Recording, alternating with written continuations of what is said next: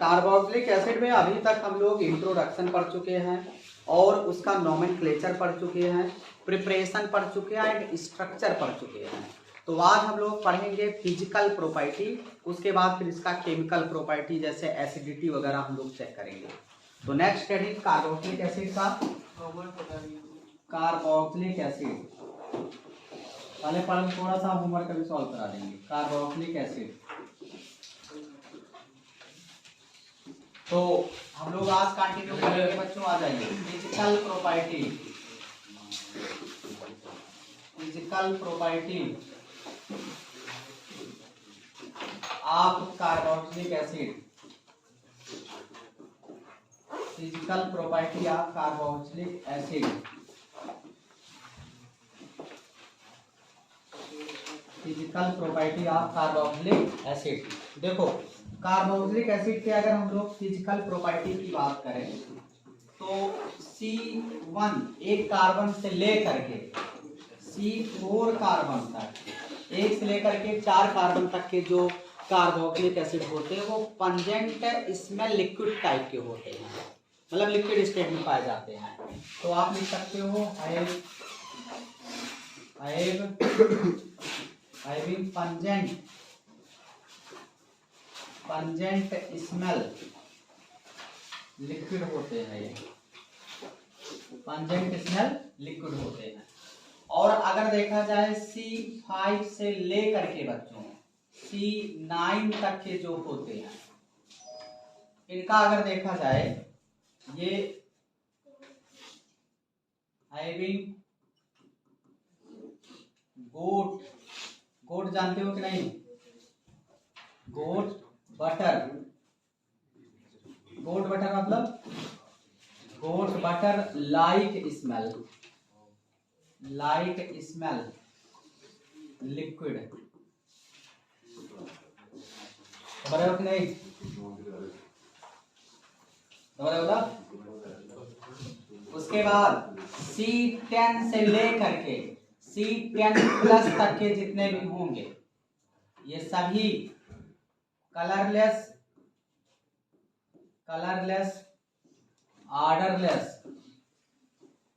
Odourless वैक्सी solid होते हैं। वैक्सी solid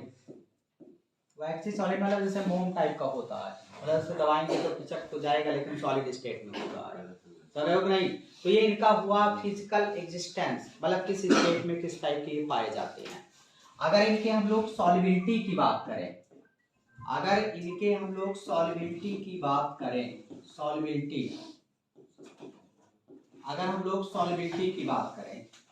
तो आपको पता है यही है कार्बोक्सिलिक एसिड। ये कार्बोक्सिलिक एसिड है C डबल बॉन्ड OH, यही है आपका कार्बोक्सिलिक एसिड। अब क्योंकि कार्बोक्सिलिक एसिड 2 ग्रुप से मिलकर के बना हुआ है, एक एल्किल ग्रुप, इसको हम लोग बोल सकते हैं हाइड्रोफोबिक। क्या बोल सकते हैं? हाइड्रोफोबिक पार्ट बोल सकते हैं कि नहीं? Hydrophobic part. क्यों हाइड्रोफोबिक नाम पड़ा? क्योंकि ये वाटर रिपेलिंग पार्ट है, मतलब वाटर से ये रिपल करता है, वाटर से अट्रैक्ट नहीं होगा क्योंकि इसमें कार्बन हाइड्रोजन ही है। और ये वाला जो पूरा एरिया है ये, इसको हम लोग बोलते हैं हाइड्रोफिलिक पार्ट।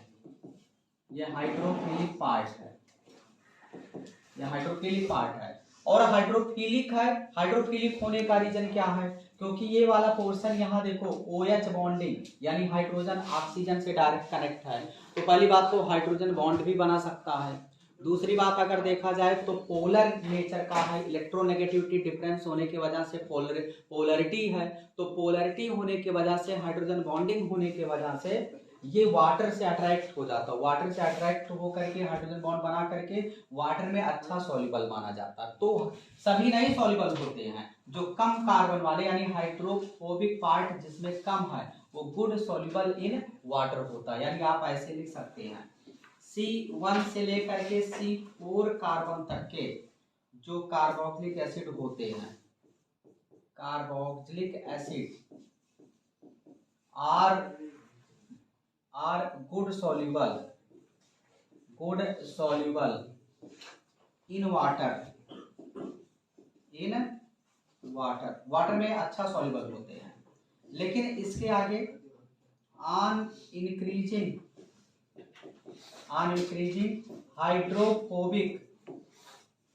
हाइड्रोफोबिक पार्ट, मतलब एल्किल ग्रुप, मतलब कार्बन की संख्या ना, तो एल्किल ग्रुप इंक्रीज होगा मतलब मॉलिक्यूलर वेट इंक्रीज होने लगेगा। क्यों? देख सकते हो, आर इंक्रीजिंग मॉलिक्यूलर वेट,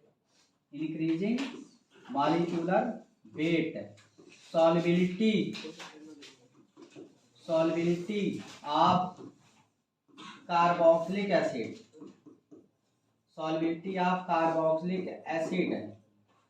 क्या होगा? डिक्रीज होगा। किसमें? In water. बात समझ में आया? यानी मॉलिक्यूलर वेट जैसे जैसे हम बढ़ाते जाएंगे सॉल्युबिलिटी क्या होगा? घटता जाएगा। यानी ऐसे लिख सकते हो, solubility of carboxylic acid inversely proportional molecular weight, मतलब मॉलिक्यूलर वेट कम से कम होगा तो सॉल्युबिलिटी कार्बोक्सिलिक एसिड का ज्यादा होगा, क्योंकि मॉलिक्यूलर वेट जब कम रहेगा तो एल्किल पार्ट कम होगा, हाइड्रोफोबिक पार्ट कम होगा, तो जल्दी से वाटर में सॉल्युबल हो जाएगा। क्लियर है कि नहीं? तो ये आपको पता होना चाहिए। ये किस तरीके से हाइड्रोजन बॉन्डिंग बना लेता है? देखो, ये वाटर के साथ जैसे मान लिया ये कार्बोक्सिलिक एसिड आपका है, ये आपका है कार्बोक्सिलिक एसिड, ये वाटर के साथ हाइड्रोजन बॉन्ड बना सकता है, सिंपल ऐसे।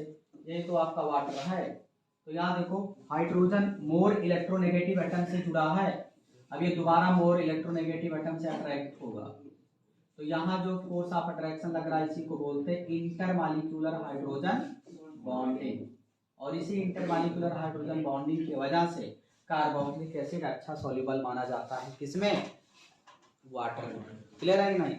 अब दो अगर कार्बोक्सिलिक एसिड देखें तो दोनों डाइमर फॉर्म में पाए जाते हैं, मतलब आपस में अगर दो कार्बोक्सिलिक एसिड हम लोग ऐसे ले लें, देखना ध्यान से, अगर दो कार्बोक्सिलिक एसिड ले लिया जाए तो दोनों आपस में हाइड्रोजन बॉन्ड होने की वजह से डाइमर फॉर्म में पाए जाते हैं। मतलब अगर दो अल्कोहल है तो उतना नहीं कनेक्शन में रहेगा, लेकिन दो कार्बोक्सिलिक एसिड है तो आपस में डाइमर बना करके डाइमर फॉर्म में एग्जिस्ट करता है। मतलब अब अगर डाइमर बन जाएगा तो ओवरऑल जैसे मॉलिक्यूलर वेट कम है ना एक का, जब दो लोग मिल गए तो मॉलिक्यूलर वेट बढ़ गया, और मॉलिक्यूलर वेट जब ज्यादा हो जाएगा तो बॉइलिंग पॉइंट भी ज्यादा होता है। तो अगर अल्कोहल और कार्बोक्सिलिक एसिड के बॉइलिंग पॉइंट को कंपेयर किया जाए तो कार्बोक्सिलिक एसिड का मॉलिक्यूलर वेट डाइमर होने की वजह से बढ़ जाता है, फोर्स ऑफ अट्रैक्शन ज़्यादा रहता है, इस वजह से अल्कोहल के कंपेरिजन में एसिड का बॉइलिंग पॉइंट ज़्यादा होता है। क्लियर है कि नहीं? तो पहले आप इसको नोट करो फिर आगे बताते हैं। इसको लिख लीजिए, boiling point of carboxylic acid. देखो अगर बॉइलिंग पॉइंट की बात किया जाए तो boiling point of carboxylic acid, boiling point of carboxylic acid is greater than boiling point of alcohol. Carboxylic acid का बॉइलिंग पॉइंट अल्कोहल के बॉइलिंग पॉइंट से ज्यादा होता है। अगर रीजन तुमसे पूछा जाए तो रीजन में ध्यान देना, जैसे मान लिया ये है आपका कार्बोक्सिलिक एसिड और ये आपका है अल्कोहल, तो अगर देखा जाए पहला रीजन क्या है, ये ज्यादा पोलर है, पोलर ज्यादा है, मोर पोलर, तो पोलर में ज्यादा फोर्स ऑफ अट्रैक्शन लगता है, तो ज्यादा फोर्स ऑफ अट्रैक्शन होगा तो मॉलिक्यूल जल्दी वेपराइज नहीं हो पाता है। ये इसके कंपैरिजन में लेस पोलर है। अब ये क्यों ज्यादा पोलर है? अगर देखा जाए इस एटम पर sp2 हाइब्रिडाइजेशन है, अगर इस पर हाइब्रिडाइजेशन हम लोग निकालेंगे तो क्या आएगा? sp2, और यहाँ इस एटम पर हाइब्रिडाइजेशन निकालेंगे तो sp3 हाइब्रिडाइजेशन, और sp3 हाइब्रिडाइजेशन जब होता है तो आपको पहले पता हाइब्रिडाइजेशन अगर sp3 है तो परसेंटेज ऑफ यस कैरेक्टर हो जाएगा कितना? 25%, और अगर sp2 हाइब्रिडाइजेशन है तो परसेंटेज ऑफ यस कैरेक्टर हो जाता कितना? 33%, 33.3%। तो परसेंटेज ऑफ यस कैरेक्टर ज्यादा तो इलेक्ट्रोनेगेटिविटी ज्यादा, और इलेक्ट्रोनेगेटिविटी ज्यादा तो ये इस बॉन्ड के इलेक्ट्रॉन को ज्यादा खींच लेगा, मतलब पोलराइजेशन यहाँ ज्यादा होगा यहाँ कम, तो पोलैरिटी ज्यादा तो फोर्स ऑफ अट्रैक्शन आपस में ज्यादा लगता है। दूसरी बात, दोनों में तो हाइड्रोजन बॉन्ड है, यहाँ भी हाइड्रोजन बॉन्ड है, हाइड्रोजन बॉन्डिंग यहाँ भी पॉसिबिलिटी है, हाइड्रोजन बॉन्डिंग, और यहाँ भी हाइड्रोजन बॉन्डिंग है, यहाँ भी हाइड्रोजन बॉन्डिंग है, दोनों में हाइड्रोजन बॉन्डिंग है।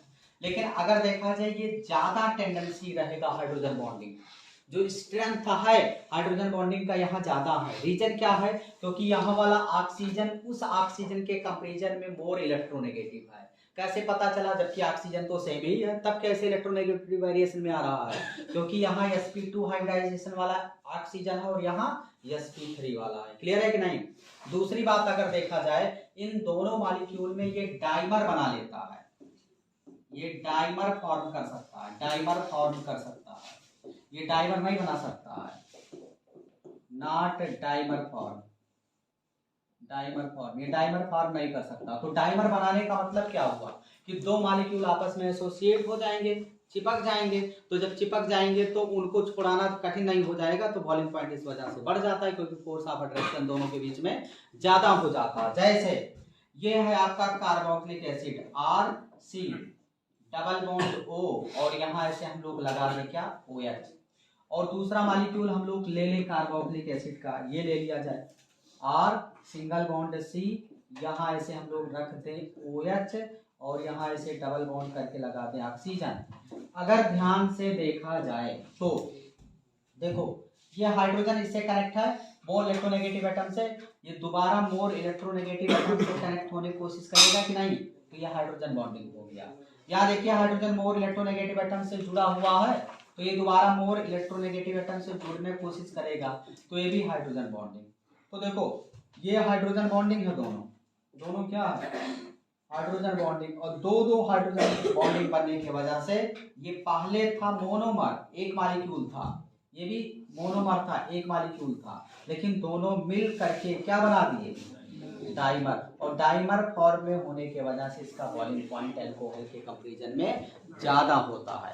तो तुमसे क्वेश्चन सीबीएसई वाला पूछा है बोर्ड में कि इसमें कौन सा कंपाउंड है जो डाइमर फॉर्म में पाया जाता है? अल्कोहल दे देगा, अल्किल हैलाइड दे देगा, एल्डिहाइड दे देगा, एंड कार्बोक्सिलिक एसिड दे देगा। तो कौन सा डाइमर फॉर्म में बनता है?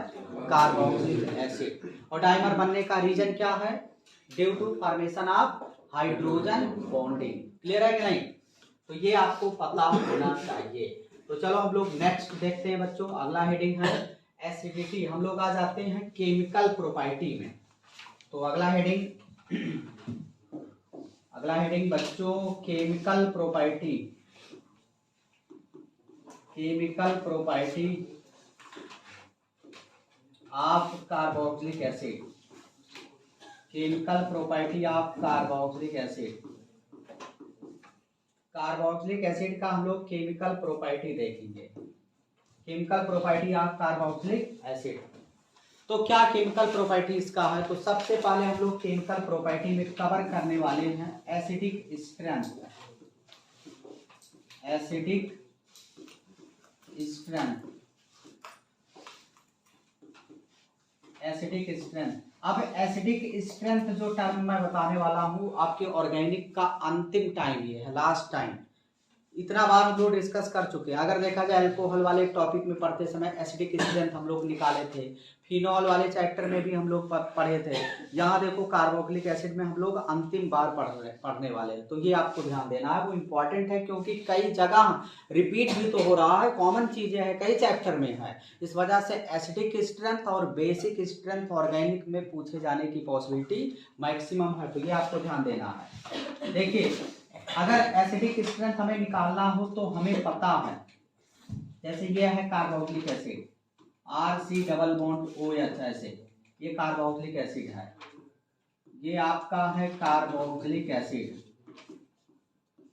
अब ये जब कार्बोक्सिलिक एसिड है तो ये अपना H+ डोनेट अगर करे ऐसे, तो H+ अगर ये डोनेट करेगा तो RC डबल बॉन्ड O पर नेगेटिव, और यहाँ हाइड्रोजन प्लस H+ हो जाएगा। इसको बोलते हैं कार्बोक्सिलेट आयन, इसको बोलते हैं कार्बोक्सिलेट आयन। क्या बोलते हैं? Carboxylate ion.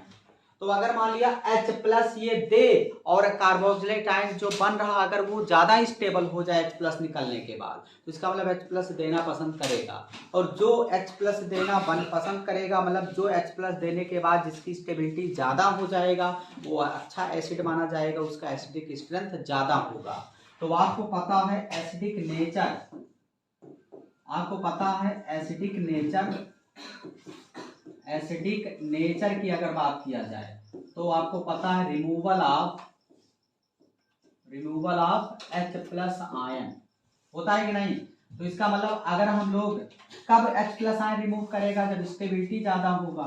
तो हम लोग ऐसे भी लिख सकते हैं acidity directly proportional stability of acid anion, मतलब जो एसिड है उसका अगर एनायन जो H प्लस निकलने के बाद बना अगर उसकी स्टेबिलिटी ज्यादा, इसका मतलब उसकी एसिडिटी ज्यादा, मतलब H प्लस आसानी से वो डोनेट करेगा। और स्टेबिलिटी ऑफ एसिड एनायन कैसे पता चलेगा, कब ज्यादा होगा कब कम होगा। जैसे ये डायरेक्टली प्रोपोर्शनल हो जाएगा -I और -M और इनवर्सली प्रोपोर्शनल हो जाएगा +I एंड +M। ये फार्मूला होता है। ये जैसे मान लिया यही है आपका कार्बोक्सिलिक एसिड R, ये कार्बोक्सिलिक आयन है ये। अब अगर देखा जाए यहाँ जो पॉसिबिलिटी है एल्किल ग्रुप ये है, यहाँ मैं मान लेता हूँ ये मान लिया है +I अगर है तो +I है तो ये क्या करेगा, इलेक्ट्रॉन डोनेट करेगा, इलेक्ट्रॉन उधर जाएगा तो मैग्नीट्यूड ऑफ नेगेटिव चार्ज बढ़ेगा और चार्ज बढ़ेगा तो स्टेबिलिटी कम हो जाता है। बात समझ में आया कि नहीं। तो +I ग्रुप इलेक्ट्रॉन डोनेट करके magnitude of negative charge carboxylate ion का बढ़ा देगा तो स्टेबिलिटी घट जाएगा। तो स्टेबिलिटी जब कम हो जाएगा तो एसिडिटी भी कम हो जाएगा। यानी +I क्या करता, स्टेबिलिटी को घटा करके एसिडिटी को कम करेगा, इसलिए नीचे लिखा गया इनवर्सली प्रोपोर्शनल में। ठीक, उसके बाद और क्या पॉसिबिलिटी है, अरे ये +M भी तो हो सकता है। तो +M का भी काम क्या है, इलेक्ट्रॉन को डोनेट करना।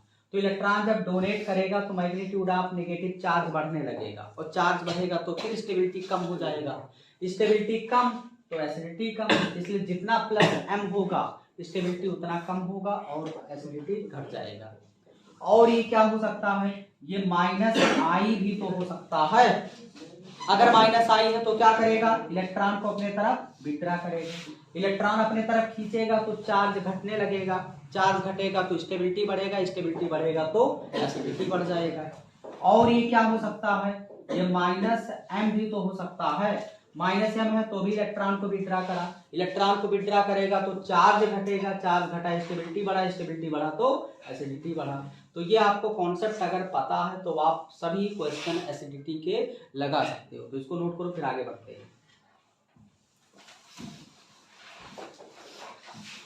देखिए बच्चों, कहा रहा है कि कार्बोक्सिलिक एसिड की एसिडिटी ऑर्डर अरेंज करिए, 4 इसमें ऑप्शन दिया गया है। तो इसको बोलते हैं फार्मिक एसिड, इसको बोलते हैं एसिटिक एसिड, ये है प्रोपेनोइक एसिड, ये है मिथाइल प्रोपेनोइक एसिड। तो अगर हमें एसिडिटी ऑर्डर में अरेंज करना है तो सबसे पहले हमें करना क्या चाहिए, सभी के हाइड्रोजन को यहाँ से निकाल देना चाहिए। तो जब सबके हाइड्रोजन को आप निकालेंगे तो ये इस तरीके का स्ट्रक्चर बनेगा। देखिए ऊपर नेगेटिव और यहाँ H+ निकल चुका है। अगर यहाँ इसको बनाया जाए तो बन जाएगा CH3, C double bond O पर नेगेटिव और यहाँ से H+ निकल जाएगा। अगर यहाँ से हम लोग हाइड्रोजन निकालें तो CH3, CH2, C double bond O पर नेगेटिव और H+ यहाँ से निकल जाएगा। और यहाँ से अगर देखा जाए तो CH3, CH3 और यहाँ C डबल बॉन्ड O पर नेगेटिव और H+ यहाँ निकल जाएगा।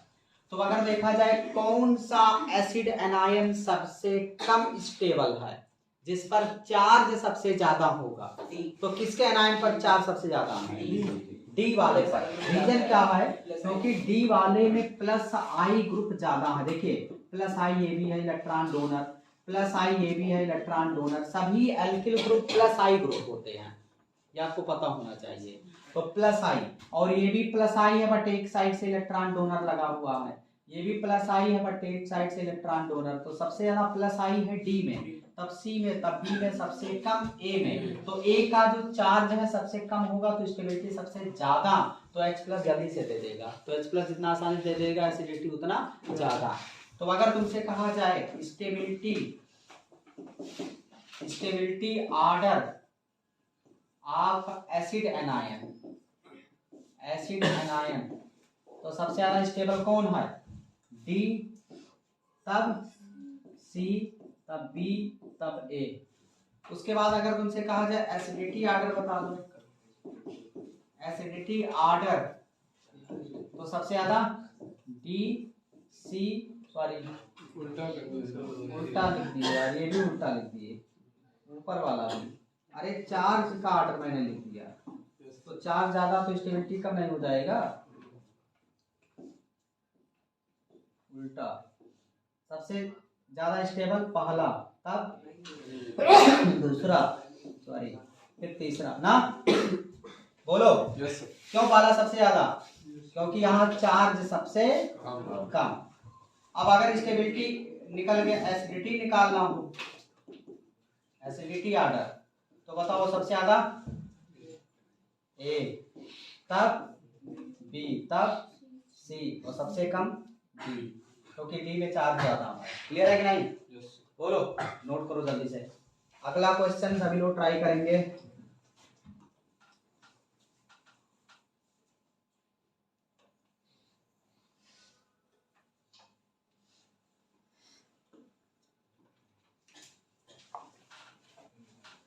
अगला क्वेश्चन है, क्वेश्चन वही एसिडिटी ऑर्डर ही बताना है। ए,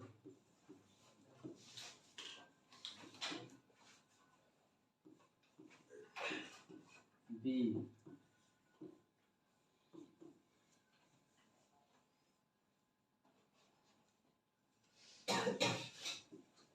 सी,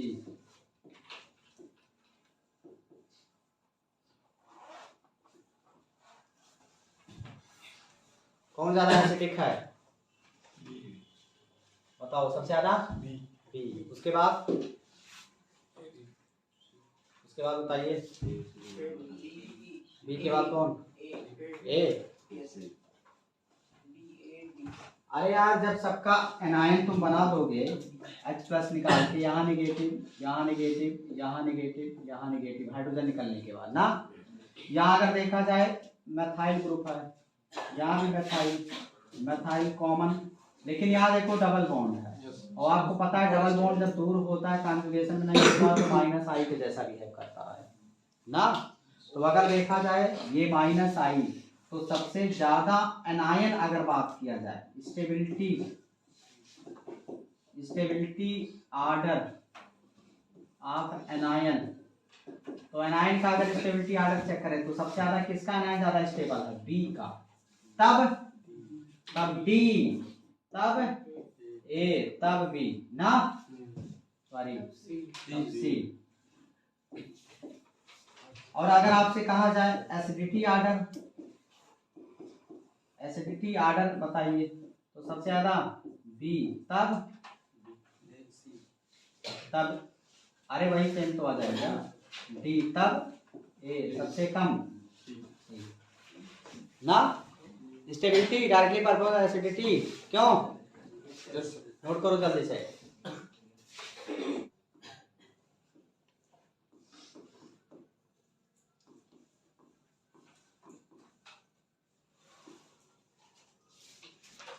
तो बच्चों हम लोग कंटिन्यू करेंगे कार्बोक्सिलिक एसिड को, और जिसमें हमने पिछले क्लास में आपको एसिडिक स्ट्रेंथ बताया था, तो उसी को थोड़ा सा और कंटिन्यू करेंगे। देखिए, आपको पता होना चाहिए एसिडिटी, एसिडिटी डायरेक्टली प्रोपोर्शनल होता है स्टेबिलिटी,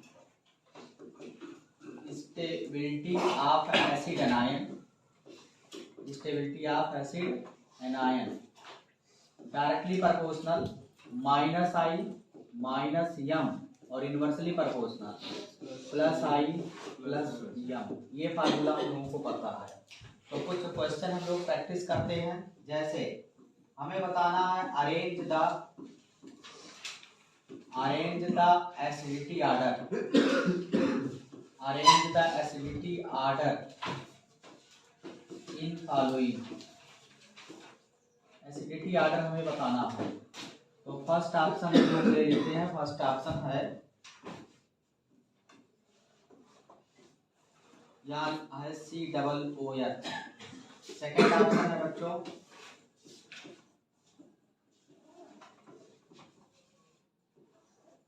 यहाँ लगा है आपका NO2। थर्ड ऑप्शन है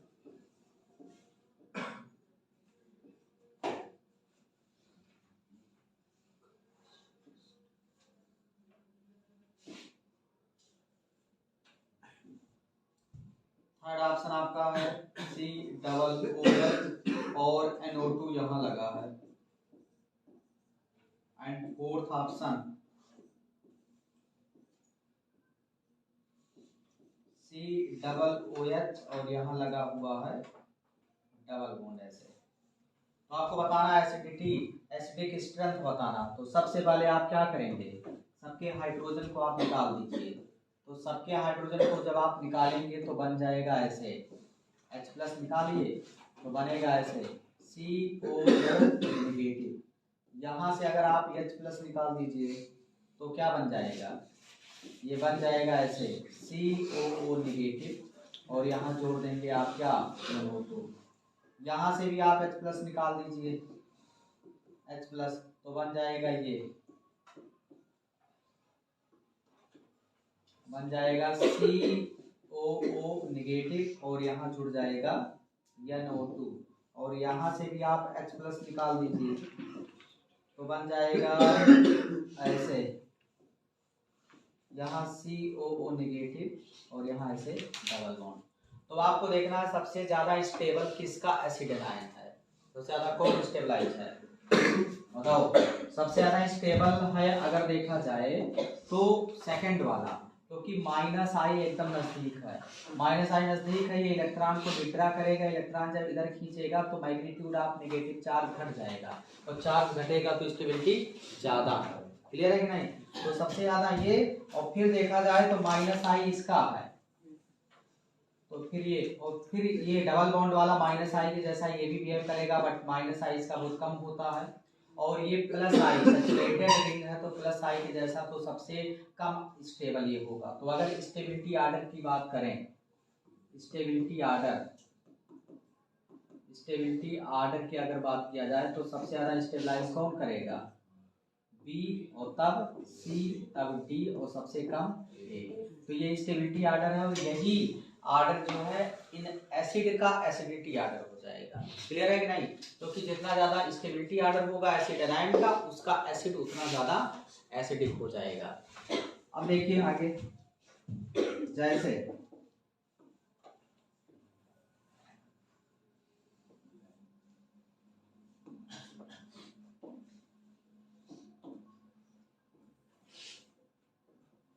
देखिए ध्यान से देखना बच्चों, जैसे मान लिया अगला क्वेश्चन ये है, हमें बताना है एक है ऐसे बेंजीन COOH लगा है और यहाँ लगा दिया NO2,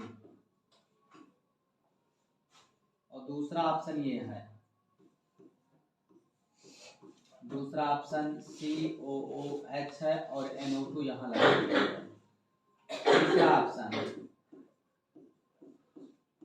COOH है और NO2 लगा दिया जाए यहाँ, और चौथा ऑप्शन केवल बेंजोइक एसिड है। आपको एसिडिटी ऑर्डर बताना है, ध्यान देना एसिडिटी ऑर्डर।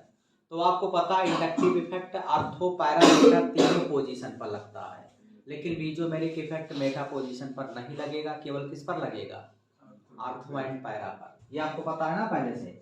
तो चलो चेक करते हैं। अच्छा यहाँ देखिए, जब यहाँ हम लोग H+ निकालेंगे तो बन जाएगा ऐसे, यहाँ H+ निकालेंगे तो COO नेगेटिव और यहाँ ऐसे NO2।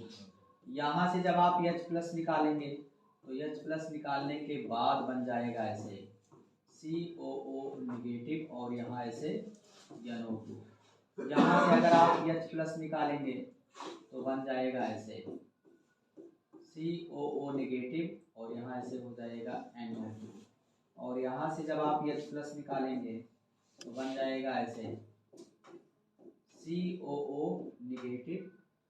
बस अब अगर देखा जाए स्टेबिलिटी के आधार पर, अगर देखें स्टेबलाइजेशन, देखें stability order of acid anion जो बना हुआ है सबका एनायन, अगर स्टेबिलिटी देखा जाए बच्चों तो सबसे ज्यादा स्टेबल कौन होगा? बताओ सबसे ज्यादा स्टेबल कौन? यहाँ देखो NO2 सबसे नजदीक अर्थों पर है तो यहाँ -I और -M दोनों लगेगा, यहाँ केवल -I लगेगा, यहाँ -I और -M दोनों लगेगा, यहाँ कुछ नहीं लगेगा। तो सबसे ज्यादा स्टेबल कौन है? A और तब C, तब B, तब D। ये स्टेबिलिटी आर्डर है और जब स्टेबिलिटी आर्डर यही है तो यही होना चाहिए था एसिडिक स्ट्रेंथ का आर्डर, समझ रहे हो कि नहीं? लेकिन ये एसिडिक स्ट्रेंथ का आर्डर नहीं होगा। रीजन क्या है? क्योंकि यहाँ लग रहा है आर्थो इफेक्ट। यहाँ क्या लग रहा है? आर्थो इफेक्ट लग रहा है। आर्थो इफेक्ट क्या होता है? यहाँ देखिए दो बल्कि ग्रुप आर्थो पर जुड़े हुए हैं, 2 बल्कि ग्रुप यहाँ है, यहाँ 2 बल्कि ग्रुप है और ये दोनों आपस में क्या करेंगे? मोर रिपल्सन करेंगे। यहाँ रिपल्सन बहुत ज्यादा लगेगा। रिपल्सन ज्यादा होने के वजह से इजिली H प्लस आयन निकल जाएगा, डोनेट कर देगा, समझ रहे हो कि नहीं? मतलब रिपल्सन ज्यादा होने के वजह से यहाँ NO2 भले चाहे -I हो चाहे -M हो चाहे +I+M कोई मतलब नहीं, अगर आर्थो पर 2 बल्कि ग्रुप लगे हैं तो कार्बोक्सिलेट आयन का जो H प्लस है वो निकल जाता है इजिली रिपल्सन के वजह से। तो इस इफेक्ट को क्या बोला जाता है? इसी इफेक्ट को बोला जाता है केमिस्ट्री में आर्थो इफेक्ट। क्या बोला जाता है? Ortho effect. तो ये ध्यान देना, आर्थो वाले पोजीशन पर चाहे -I, -M, +I+M कुछ भी लगा हो उससे नहीं मतलब है। आपको अगर बेंजोइक एसिड के आर्थो पोजीशन पर कोई भी बल्कि ग्रुप है तो आर्थो वाला सबसे ज्यादा होगा एसिडिक, उसके बाद अदर तुम अपना इंडक्टिव इफेक्ट, मेसोमेरिक इफेक्ट, ये सारा कंडीशन लगा सकते हो। तो अगर हम लोग एसिडिटी आर्डर की बात करें, की बात करें तो सबसे ज्यादा बिना सोचे समझे अकॉर्डिंग टू आर्थो इफेक्ट कौन होगा? सबसे ज्यादा A। भले आ गया सेम लेकिन हो सकता है कि कंसेप्ट के आधार पर दूसरा है, बट अर्थो वाला ही सबसे ज्यादा है। क्लियर है ना? फिर कौन होगा? फिर बताओ। सेम C ना, और फिर B, और सबसे कम कौन होगा? D। अब यहाँ देखो A भले दोनों बराबर बता रहा है, वो संयोग ऐसा है कि बता देगा। अगर यहाँ हम CH3 लगा देते तब भी A वाला ही सबसे ज्यादा होता और इधर आकर फिर चेंज हो जाता। समझ रहे हो कि नहीं? तो पहले इसको नोट करो, फिर और क्वेश्चन कराते हैं तो आपका कॉन्सेप्ट क्लियर होगा। नोट करिए। एसिडिटी आर्डर तो क्या करेंगे? यहाँ सबसे पहले आप H प्लस निकाल दो। तो अगर देखा जाए आर्थो के साथ हम छेड़खानी कुछ करें ही ना, क्योंकि आर्थो इफेक्ट के वजह से आर्थो वाला सबसे ज्यादा एसिडिक है।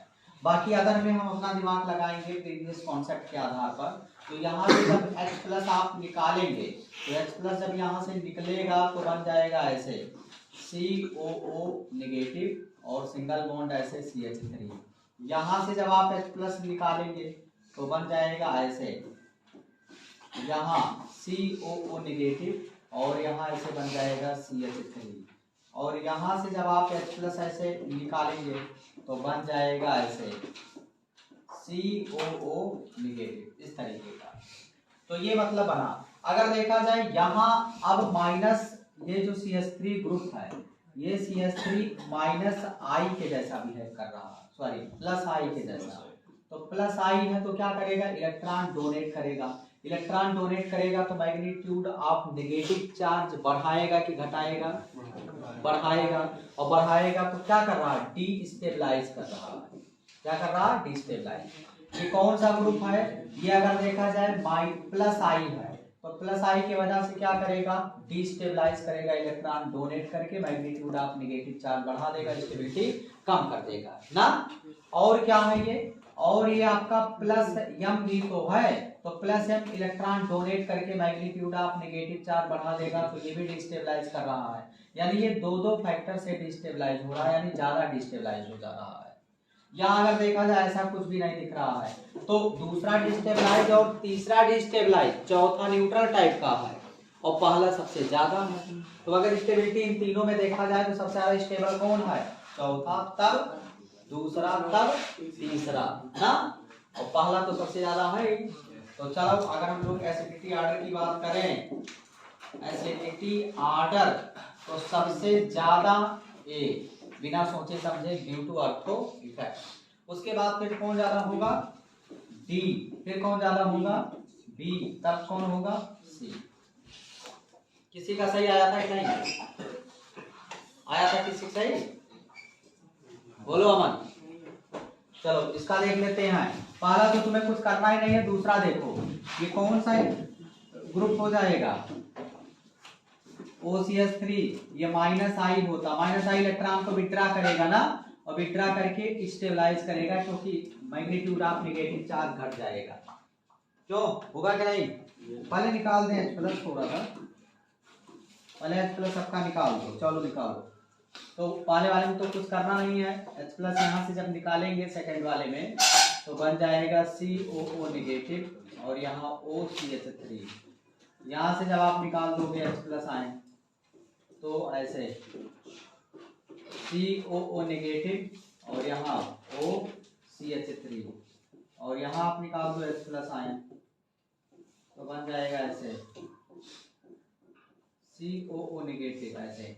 तो बताओ अगर देखा जाए तो ये कौन सा ग्रुप है बच्चों? माइनस आई। क्या करेगा? स्टेबलाइज। कैसे पता चला? क्योंकि इलेक्ट्रॉन को विड्रॉ करेगा, चार्ज कम हो जाएगा ना। और क्या है ये प्लस एम यहाँ लगेगा क्या? नहीं लगेगा, मेटा पर प्लस एम नहीं लगता है ना। चलो ये कौन सा ग्रुप है? माइनस आई। क्या करेगा? स्टेबलाइज। और क्या है? Plus M. प्लस एम क्या कर रहा है? डिस्टेबलाइज। तो रिजल्ट क्या होगा? प्लस एम डोमिनेटिंग होता है ना, तो डिस्टेबलाइज हो जाएगा ना। और ये क्या है इधर? कुछ नहीं। तो अगर देखा जाए एसिडिटी ऑर्डर की बात करें बच्चों, एसिडिटी ऑर्डर की अगर बात किया जाए तो सबसे ज्यादा एसिडिक कौन? ए, ड्यू टू ऑर्थो इफेक्ट। उसके बाद बी, फिर डी, तब ये ऑर्डर नोट करो। किसी सही था कि नहीं? सही था। चलो नोट कर लो, जल्दी से लिख लो, फिर आगे बढ़ते हैं।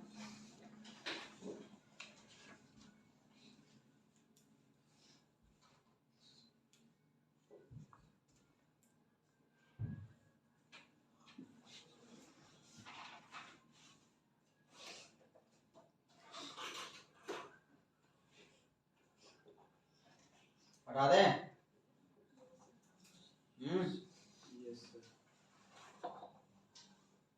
चलो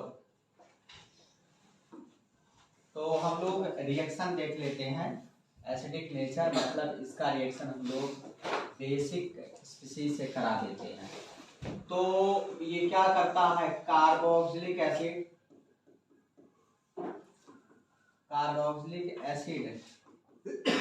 इवॉल्व H2 हाइड्रोजन देता है, इवॉल्व H2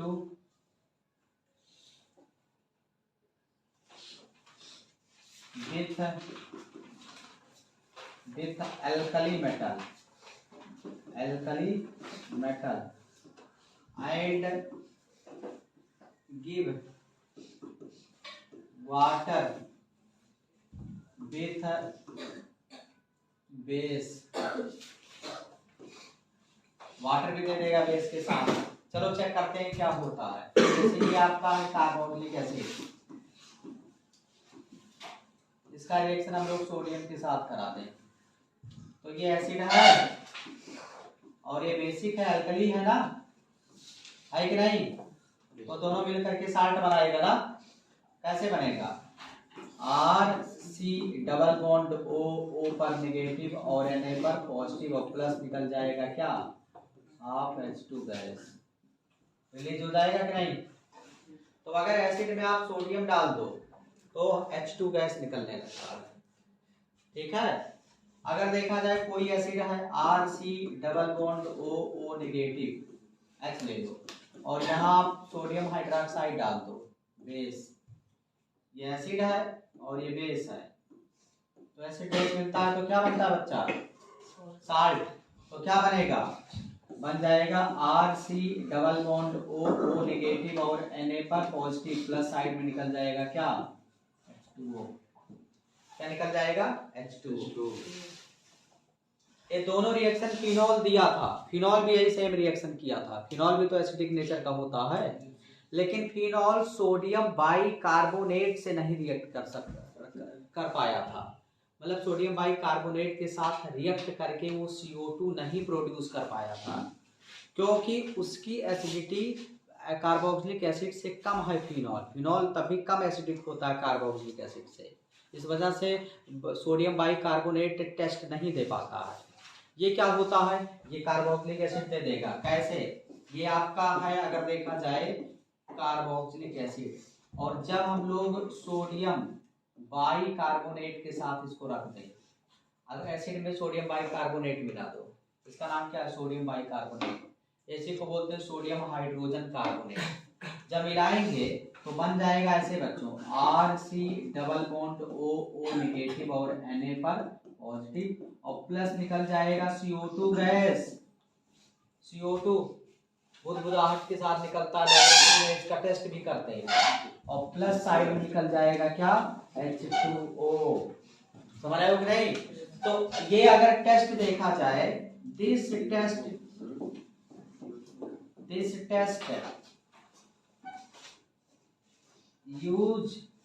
यूज किया जाता है to distinguish between phenol and carboxylic acid.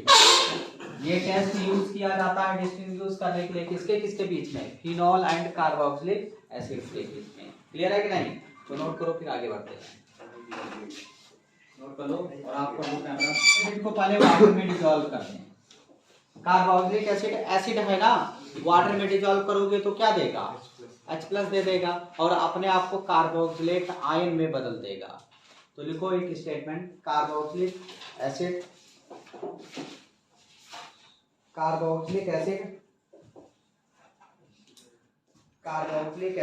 Dissolve in water,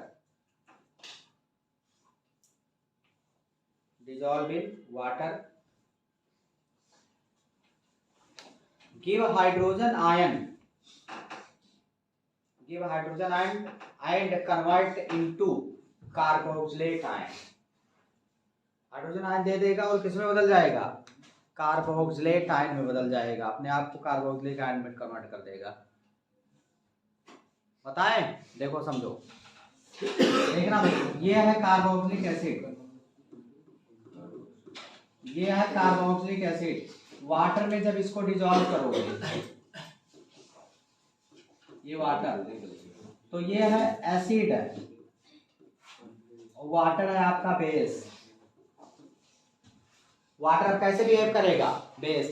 water base और एसिड दोनों के जैसा बिहेव कर सकता है, डिपेंड करता है कि सामने क्या लिया गया है, समझ रहे हो कि नहीं। तो अब इस स्थिति में वाटर क्या हो जाएगा, बेस के जैसा। क्यों बेस के जैसा हुआ, क्योंकि ये एसिड के H+ को ट्रैप कर सकता है, मतलब अट्रैक्ट करेगा। तो अगर देखा जाए ये एसिड अपना H+ आयन ऐसे जैसे देगा और इसका H+ आयन इसके लोन पेयर खींच लेंगे, तो ये कन्वर्ट हो जाएगा ऐसे, ये बदल जाएगा -H3O+ में, हाइड्रोनियम आयन दे देगा। क्या दे देगा, hydronium ion, water hydronium ion में बदल जाएगा और प्लस ये ऐसे बन जाएगा RC डबल बॉन्ड O और O पर ऐसे नेगेटिव चार्ज। क्लियर है कि नहीं। अब ये है कार्बोक्सिलेट आयन, ये कार्बोक्सिलेट आयन है। इसका अगर देखा जाए हम लोग रिजोनेटिंग स्ट्रक्चर ड्रा कर सकते हैं। कैसे? ये वाला बॉन्ड इधर ब्रेक करेंगे तो ये वाला बॉन्ड जब इधर ब्रेक करेंगे तो इधर पार्शियल नेगेटिव, इधर पार्शियल पॉजिटिव, तो प्लस माइनस में इधर बॉन्ड बन जाएगा, तो बन जाएगा RCO नेगेटिव और डबल बॉन्ड ऐसे ऑक्सीजन। तो अगर देखा जाए बोथ आर रिजोनेटिंग स्ट्रक्चर, दोनों क्या है? रिजोनेटिंग स्ट्रक्चर है, दोनों रिजोनेटिंग स्ट्रक्चर है एक दूसरे के। और यहाँ अगर देखा जाए कार्बन सिंगल बॉन्ड ऑक्सीजन जो है इसका बॉन्ड लेंथ सेम होता है, इसका बॉन्ड लेंथ या कह सकते हो बॉन्ड एनर्जी, ये क्या होते हैं? सेम होते हैं। रीजन क्या है? ड्यू टू रिजोनेटिंग स्ट्रक्चर या रिजोनेंस। ठीक है नहीं? ऐसा लग रहा है कि ये सिंगल बॉन्ड है और ये डबल बॉन्ड है, इसकी बॉन्ड एनर्जी ज्यादा होना चाहिए, इसकी बॉन्ड एनर्जी कम, लेकिन रियल में क्या है? दोनों बॉन्ड एनर्जी सेम है, यानी RC ऐसे इसका स्ट्रक्चर बनेगा, ऐसे रिजोनेंस हाइब्रिड ये है। मतलब ये ना तो रियल में सिंगल है ना तो डबल है, सिंगल और डबल के बीच का कनेक्टिंग लिंक है। तो दोनों का बॉन्ड एनर्जी कार्बन ऑक्सीजन ये और कार्बन ऑक्सीजन ये दोनों की बॉन्ड एनर्जी, बॉन्ड स्ट्रेंथ और बॉन्ड लेंथ ये तीनों क्या है? सेम है, ड्यू टू रिजोनेंस, रिजोनेंस की वजह से। ओके, लिख लो जल्दी से।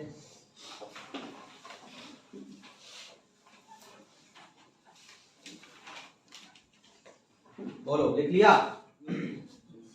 इधर वाला मिटा दे थोड़ा सा। हम लोग एसिड एनहाइड्राइड बनाते हैं, formation of acid anhydride.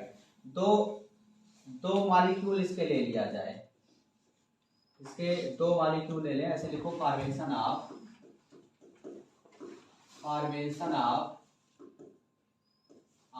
Acid anhydride, formation of acid anhydride,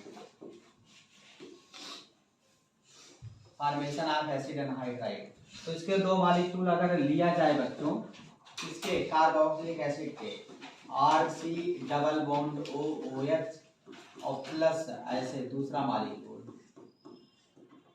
ऐसे, तो 2 मॉलिक्यूल अगर लिया जाए H प्लस के प्रेजेंस में और थोड़ा सा गर्म कर दें, या P2O5 के प्रेजेंस में हल्का सा हीट कर दो, तो वाटर निकल जाता है। क्या निकलेगा? वाटर रिलीज हो जाएगा।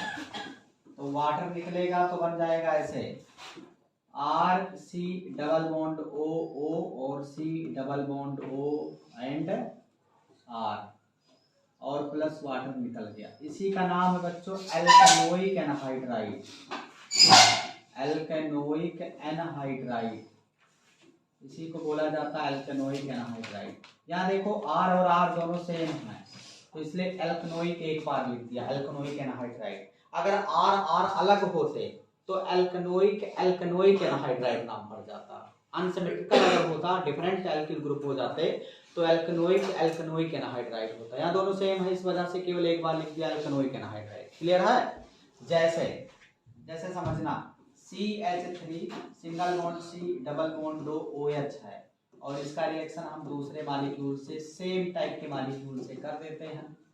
तो यहाँ H प्लस रखेंगे और थोड़ा सा हीट कर देंगे तो वाटर यहाँ से निकलेगा, वाटर निकलेगा तो प्रोडक्ट बनेगा CH3 C double bond O C double bond O and CH3 और प्लस साइड में निकल जाएगा क्या? वाटर। अब देखो यहाँ 1-2 कार्बन है ना, तो इसका नाम हो जाएगा इथेनोइक एनहाइड्राइड। इसका नाम क्या हो जाएगा? Ethanoic anhydride. अगर यहाँ हम लोग अलग अलग मॉलिक्यूल ले रहे हैं, CH3C डबल बॉन्ड OOH और दूसरा मॉलिक्यूल ले रहे हैं ऐसे double bond O CH2 and CH3 और यहाँ अगर रख दिया जाए P2O5 और हीट कर दें तो क्या होगा? यहाँ से ऐसे एसिड निकाल दो, वाटर निकाल दो, तो वाटर जब आप निकालोगे तो आपकी क्या बना देखना, CH3C double bond O C double bond O CH2 and CH3 बना। क्यों? अब यहाँ देखो एल्किल, यहाँ देखो 1-2 कार्बन, यहाँ देखो 1-2-3, तो अनसिमेट्रिकल नहीं हो गया, तो इसका नाम क्या हो जाएगा? Ethanoic propanoic anhydride. 2 बार लिखना पड़ेगा, इसका नाम हो जाएगा इथेनोइक प्रोपेनोइक एनहाइड्राइड, 2 बार लिख देना है, ठीक है। अगर सेम होते दोनों साइड में तो केवल एक बार लिख देते। तो इसको आप नोट कर लीजिए। आगे हम लोग पढ़ने वाले हैं एस्टरीफिकेशन, जो कि हम लोग फिनॉल और अल्कोहल वाले चैप्टर में पहले से पढ़ चुके हैं। तो इसको पहले नोट करो, फिर आगे बढ़ते हैं। बंद कर दो कैमरा।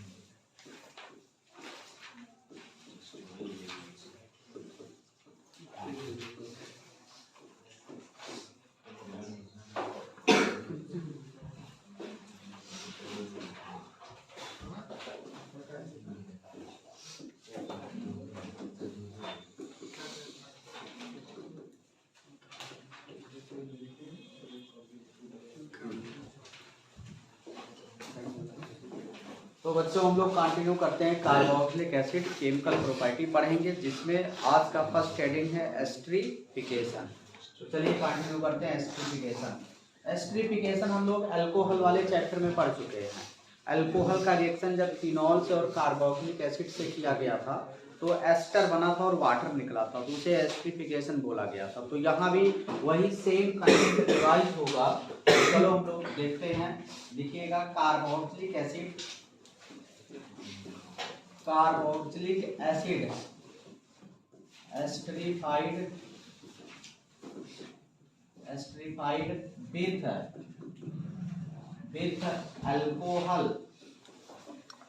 अल्कोहल या फिनॉल इन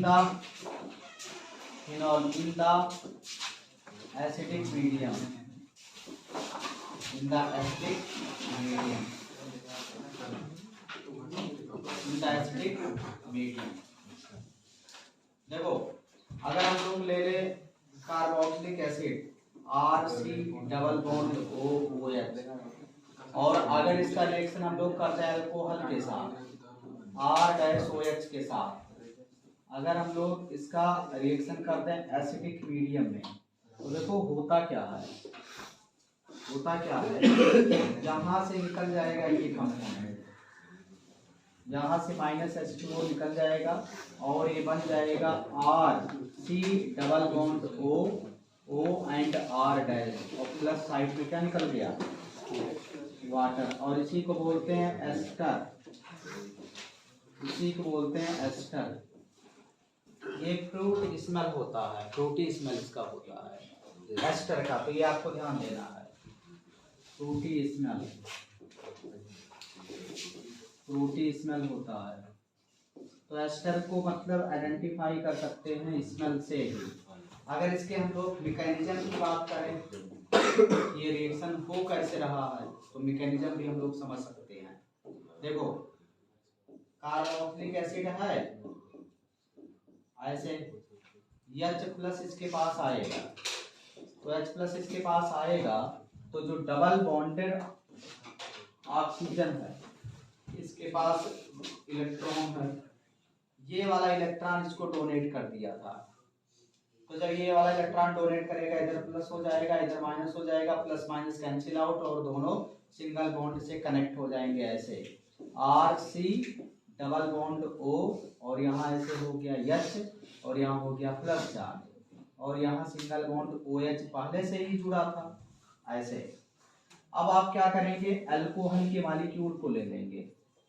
अल्कोहल का मॉलिक्यूल है, अल्कोहल का मॉलिक्यूल अगर देखा जाए तो न्यूक्लियोफाइल के जैसा बिहेव करेगा, क्योंकि देखिए लोन पेयर इसके पास है और ऑक्टेट कंप्लीट है, तो ये एज ए न्यूक्लियोफाइल इसके कार्बोनिल कार्बन पर अटैक कर देगा और ये वाला बॉन्ड ऐसे ऊपर ब्रेक हो जाएगा, तो ऊपर हो गया नेगेटिव और प्लस पहले से है तो प्लस माइनस कैंसिल आउट, और यहाँ प्लस जैसे प्लस आया ये लोन पेयर इसको दे दिया, तो ऑक्सीजन यहाँ प्लस हो जाएगा और दोनों बीच में सिंगल बॉन्ड बनेगा ऐसे आर सी, और यहाँ हो गया ऐसे सिंगल बॉन्ड ओ एच, यहाँ सिंगल बॉन्ड ओ एच, और यहाँ O single bond R dash और सिंगल बॉन्ड ऐसे हाइड्रोजन, और इस पर हो जाएगा ऐसे प्लस चार्ज, ये बन गया।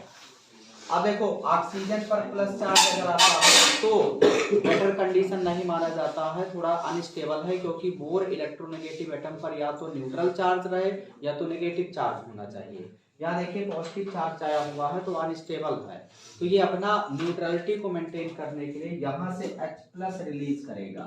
तो यहाँ से जैसे ही H+ निकलेगा इस ऑक्सीजन पर नेगेटिव और पॉजिटिव पहले से है तो न्यूट्रल हो गया, और H+ निकल जाएगा। अब ये H+ चाहे इसके लोन पेयर्स को अट्रैक्ट कर ले और चाहे ऊपर वाले ऑक्सीजन के लोन पेयर को अट्रैक्ट करेगा, तो क्या होगा देखिए यहाँ होगा पहले H+ निकला और फिर ये जुड़ जाएगा, मान लिया इसी के लोन पेयर H+ को दे दिए तो क्या बनेगा ऐसे देखना RC, और यहाँ हो जाएगा OH, और यहाँ single bond O single bond R dash, और यहाँ हो जाएगा ऐसे क्या हो जाएगा OH पहले से था और एक हाइड्रोजन और जुड़ गया, और इस ऑक्सीजन पर हो जाएगा ऐसे प्लस चार्ज, क्योंकि इस ऑक्सीजन ने इलेक्ट्रॉन डोनेट किया ना हाइड्रोजन को, तो हाइड्रोजन आकर के जुड़ गया।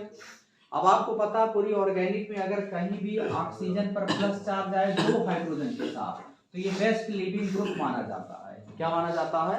Best leaving group. तुरंत वाटर यहाँ से निकलेगा, तो इस बॉन्ड को ऐसे ब्रेक कर देंगे और इस ऑक्सीजन पर हो जाएगा निगेटिव, पॉजिटिव पहले से ही है तो न्यूट्रल होकर के वाटर बाहर निकला, और इस ऑक्सीजन कार्बन पर प्लस चार्ज होगा, और जैसे ही प्लस होगा ये अपना लोन पेयर इस पॉजिटिव चार्ज को तुरंत ऐसे देगा।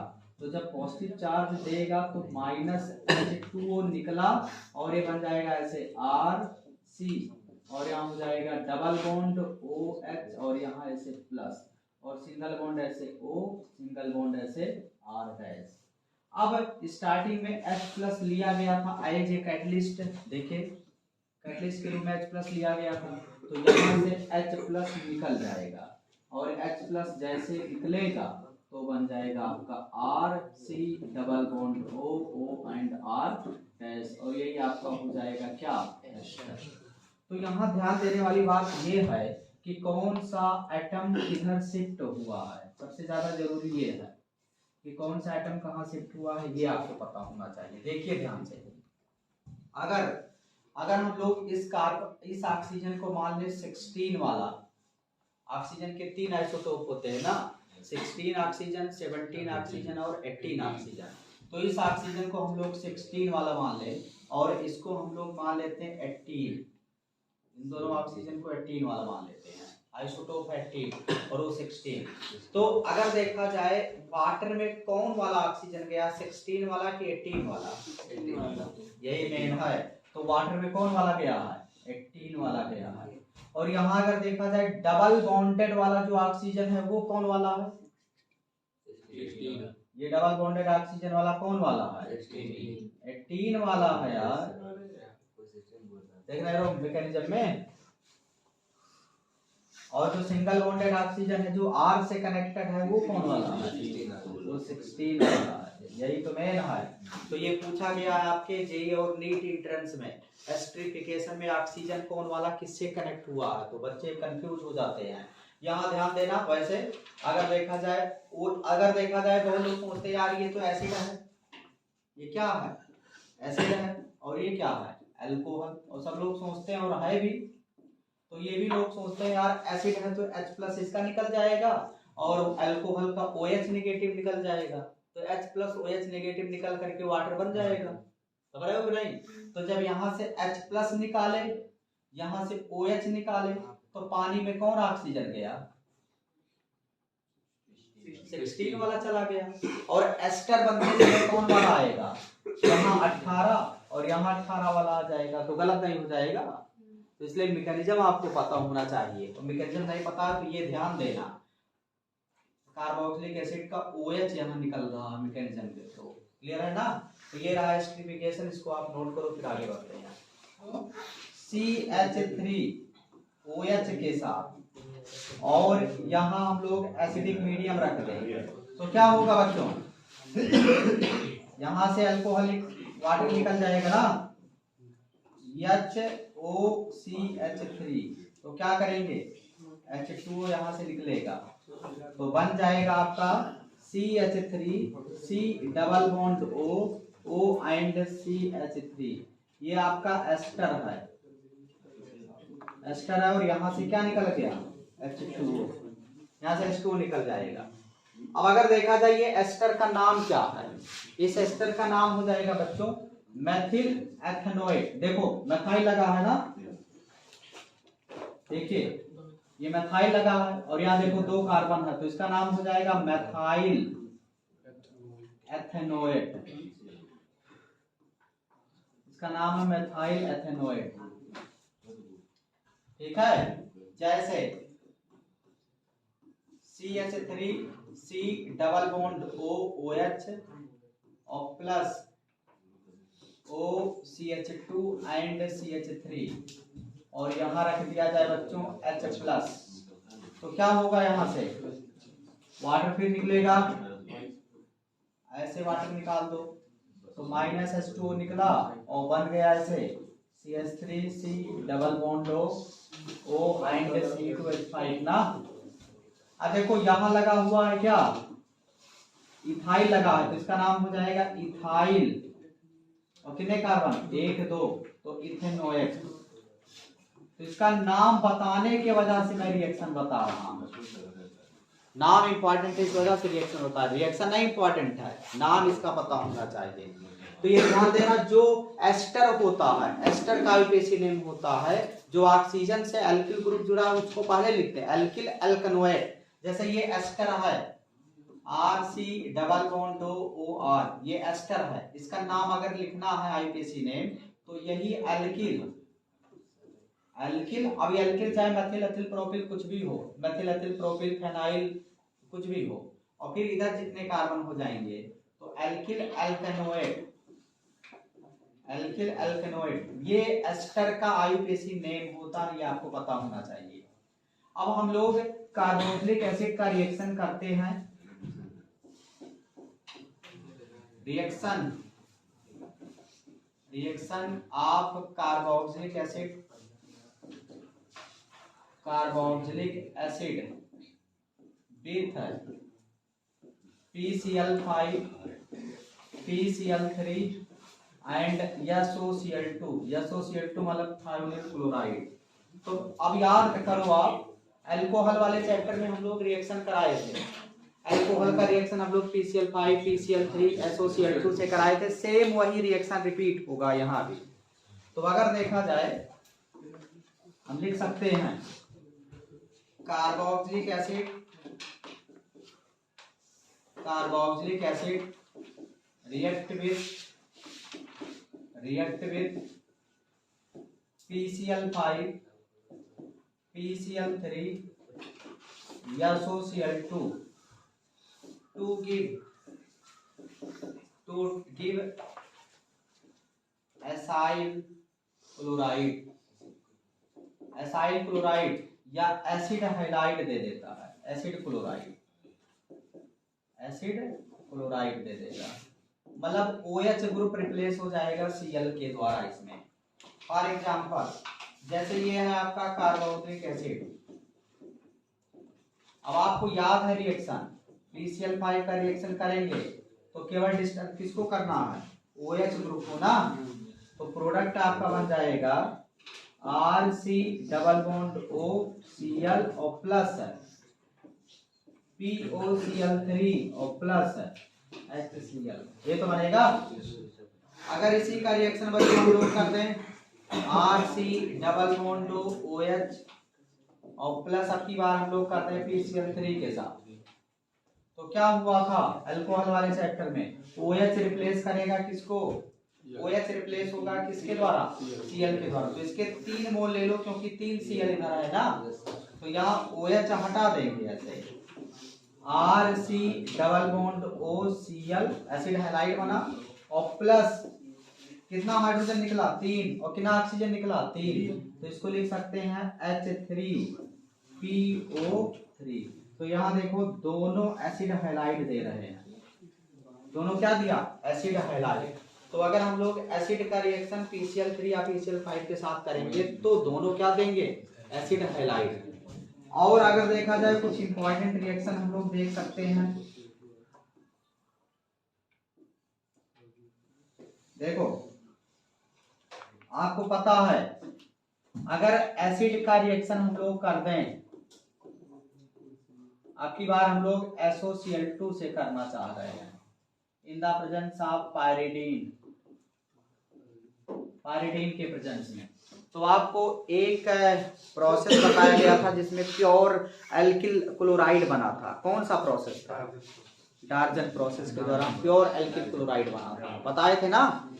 तो देखो अगर देखा जाए तो यहाँ क्या होगा, यहाँ Cl रिप्लेस कर देगा OH को और प्रोडक्ट आपका बन जाएगा RC+O Cl और प्लस यहाँ निकल जाएगा बच्चों SO2 और प्लस यहाँ आपको मिल जाएगा HCl, और HCl गैसियस है स्केप कर जाएगा एनवायरनमेंट में, SO2 गैसियस है ये भी स्केप कर जाएगा, और आपको प्योर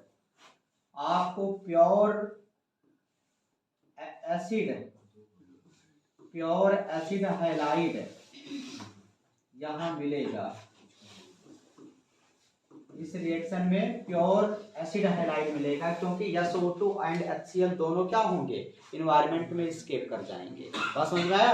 तो रिएक्शन बहुत इंपॉर्टेंट है, केवल इस मेथड से प्योर एसिड हैलाइड हम लोग बना सकते हैं, या अगर हम लोग अल्कोहल रिएक्टेंट ले लें तो वहां प्योर क्या बना सकते थे एल्किल क्लोराइड। ठीक है, तो यहाँ क्लोराइड ही बना सकते हैं, ब्रोमाइड यहाँ नहीं बना सकते हैं। जैसे अगर कोई कहे बताओ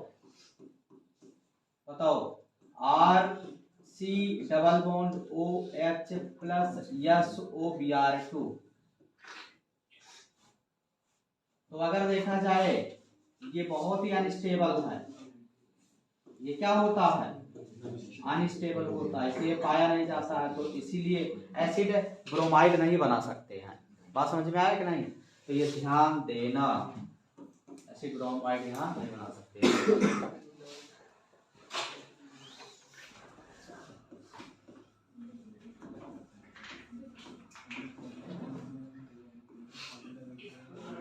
तो बच्चों हम लोग कंटिन्यू करेंगे कार्बोक्सिलिक एसिड जिसमें केमिकल प्रॉपर्टी पढ़ रहे हैं। तो आज हम लोग इंपॉर्टेंट रिएक्शन पढ़ने वाले हैं कार्बोक्सिलिक एसिड का रिएक्शन अमोनिया के साथ। तो नेक्स्ट हेडिंग लिखिएगा सभी लोग, reaction of carboxylic acid with ammonia NH3। हम लोग कार्बोक्सिलिक एसिड का रिएक्शन अमोनिया के साथ करेंगे। तो क्या होगा इसमें, कार्बोक्सिलिक एसिड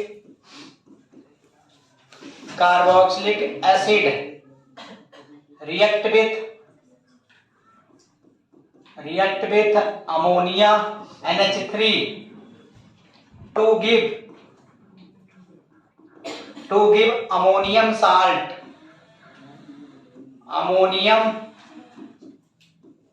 कार्बोक्सिलेट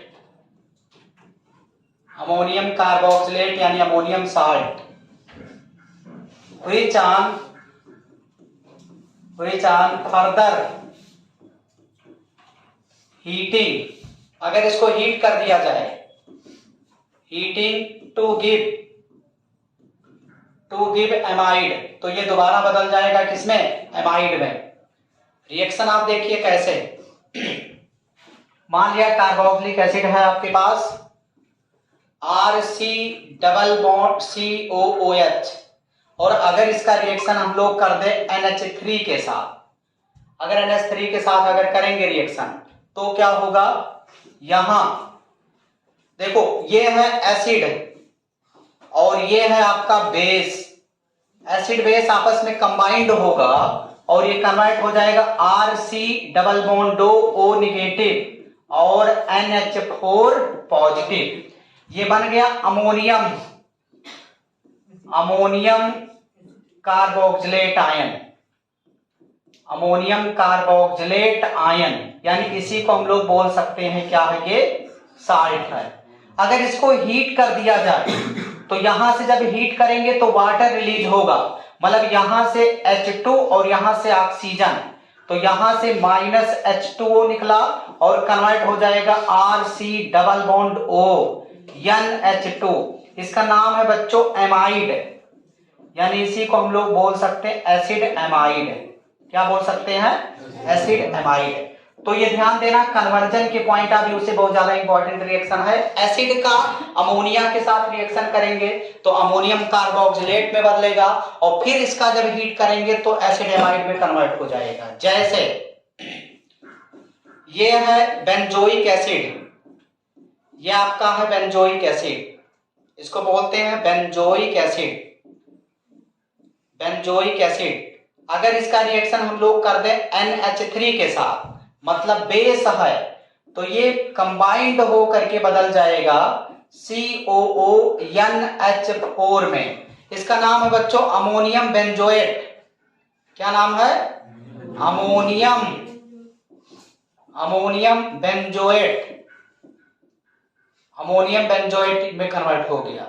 अब फिर इसको जैसे ही हीट आप करेंगे, यहां से वाटर निकलेगा और ये कन्वर्ट हो जाएगा ऐसे, यहां CONH2, ये एमाइड में बदल गया, इसका नाम है बेंजामाइड।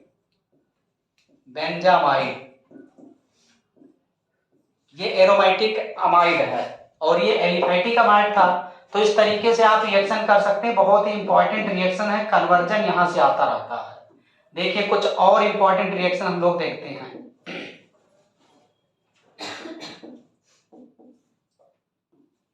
देखिएगा, अगर हम लोग इसका रिएक्शन करते हैं बच्चों,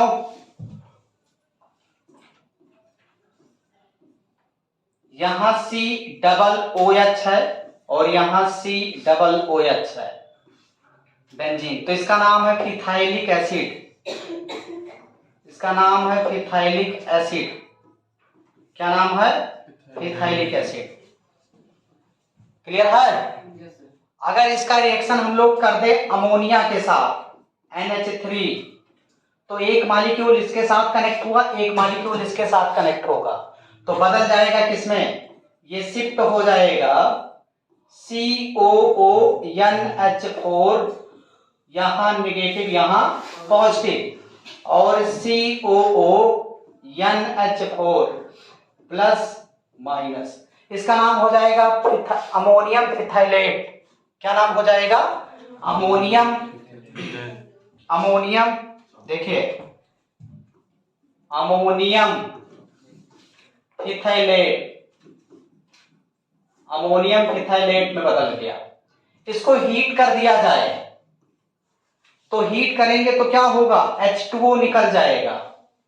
क्या निकलेगा, H2O, तो -2H2O निकला। यहां से 2 हाइड्रोजन 1 ऑक्सीजन, 2 हाइड्रोजन 1 ऑक्सीजन, तो H2O निकला तो बन गया ऐसे, यहां C double bond O NH2 amide, और यहां भी C double bond O NH2, क्या मिल गया, एमाइड। इसका नाम है फिथाइलामाइड। क्या नाम हो जाएगा, फिथाइलामाइड। फिथाइलामाइड मतलब फिथाइलिक एसिड को फिथाइलामाइड में हम लोग कन्वर्ट कर सकते हैं। अगर यहां और ज्यादा हीट कर दें, स्ट्रॉन्ग हीटिंग कर दिया जाए, स्ट्रॉन्ग हीटिंग किया जाए और हीटिंग करते जाए, तो और हीट करेंगे तो यहां क्या होगा, देखो NH2 अगर देखा जाए अमोनिया गैस रिलीज हो सकता है यहां से, तो यहां से NH2 निकला और यहां से हाइड्रोजन निकल जाएगा, -NH3 निकला और ये बदल जाएगा ऐसे, ये बदल जाएगा ऐसे C डबल बॉन्ड O, बचा क्या, NH और ऐसे सिंगल बॉन्ड। इसका नाम हो जाएगा बच्चों फिथाइलीमाइड। यहां देखो A लगा है और आगे जो इसका नाम होगा फिथाइलीमाइड। तो स्पेलिंग विशेष ध्यान देना, फिथाइलीमाइड ये है और ये फिथाइलामाइड है। तो कन्वर्जन भी आपके सामने आ जाएगा। तो रिएक्शन इंपॉर्टेंट है, इसलिए आपको इसको ध्यान से लिखना है। नोट करिए, फिर आगे बढ़ते हैं। चलो समझो, देखो हमें वो कन्वर्जन करना है, तो एक रूट हम लोग ऐसे चल सकते हैं। देखना बच्चों, यहां हम लोग CH3 Cl और एनहाइड्रस AlCl3 रखते हैं, तो यहां से Cl नेगेटिव निकलेगा और CH3 बेंजीन से कनेक्ट हो जाएगा, तो रीडल क्राफ्ट एल्काइलेशन ना, टॉलुइन बन गया। इसका रिएक्शन आपने पहले से पढ़ा हुआ है, स्ट्रॉन्ग ऑक्सीडाइजिंग एजेंट के साथ करा दो, तो ये पूरा CH3 ग्रुप बदल जाएगा किसमें, एसिड में, यानी COOH में, और फिर यहां आप रख दो NH3, तो ये कन्वर्ट हो जाएगा किसमें, एमाइड COONH4 में ना, और फिर इसको कर दो हीट, तो वाटर निकलेगा और बन जाएगा ऐसे CONH2। तो ये पहला रूट है। दूसरा रूट अगर हम लोग चाहें तो भी बेंजीन से हम लोग वो बना सकते हैं। हम लोग सबसे पहले इसका क्लोरीनेशन कर दें Cl2FeCl3 के साथ, तो यहां से क्लोरीन फ्री रेडिकल मिलेगा, सॉरी क्लोरीन इलेक्ट्रोफाइल मिलेगा, बेंजीन से कनेक्ट हो जाएगा ये, और यहां फिर आप रख दो मैग्नीशियम ड्राई ईथर के प्रेजेंस में, ड्राई ईथर, तो मैग्नीशियम इंसर्ट कर जाएगा कार्बन और क्लोरीन के बीच में ऐसे MgCl। ये बन चुका है ग्रिग्नार्ड रिएजेंट।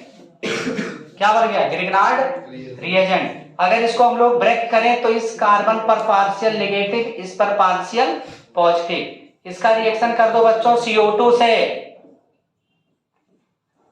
तो ये वाला बॉन्ड ऐसे ब्रेक करोगे, इधर प्लस हो जाएगा और ये नेगेटिव वाला इस प्लस से कनेक्ट होगा ना, तो बन जाएगा ऐसे, ऐसे बना C double bond O negative Mg positive Cl, और इसका आप कर दो हाइड्रोलिसिस ना, तो हाइड्रोलिसिस करोगे कैसे, ये वाला बॉन्ड तोड़ोगे, इधर हाइड्रोजन इधर, तो साइड में निकल गया MgOH एंड Cl, और ये बन गया बेंजोइक एसिड, ये बन गया बेंजोइक एसिड। अब फिर इसका रिएक्शन कर दो किससे, NH3 से, तो अमोनियम बेंजोएट बन गया,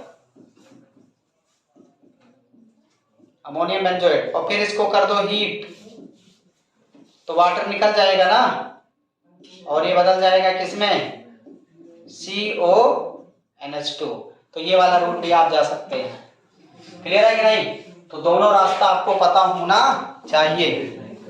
नेक्स्ट हेडिंग रिडक्शन करेंगे। देखो बच्चों, रिडक्शन ऑफ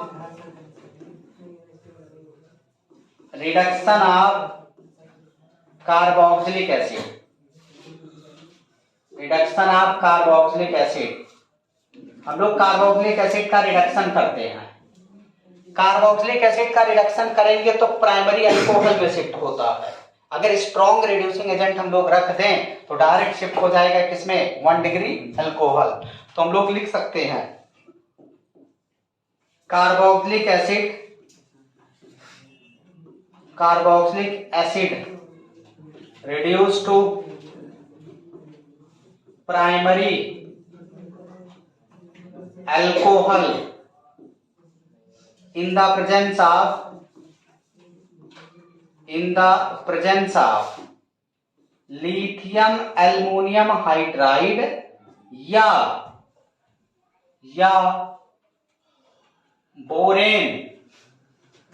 बोरेन भी बोल सकते हैं, या डाइबोरेन मतलब BH3 या B2H6 THF टेट्राहाइड्रोक्यूरॉन के प्रेजेंस में। समझ रहे हो कि नहीं, मतलब चाहे लिथियम एल्युमिनियम हाइड्राइड रख दें, चाहे B2H6 THF के प्रेजेंस में रख दें, चाहे BH3 ही हो, BH3 है तो बोरेन बोलेंगे, B2H6 है तो डाइबोरेन बोल देंगे। ये बेटर रिड्यूसिंग एजेंट होता है, बेस्ट रिड्यूसिंग एजेंट होता है। अगर इससे थोड़ा सा हल्का वाला ले लें, जैसे NaBH4 is weak reducing agent, weak reducing agent, इस वजह से hence not reduce carboxylic acid, ये कार्बोक्सिलिक एसिड को इसलिए रिड्यूस नहीं कर पाता है। बात समझ में आया कि नहीं? अगर एस्टर है, अकॉर्डिंग टू एनसीईआरटी स्टेटमेंट ये है, ester does not reduce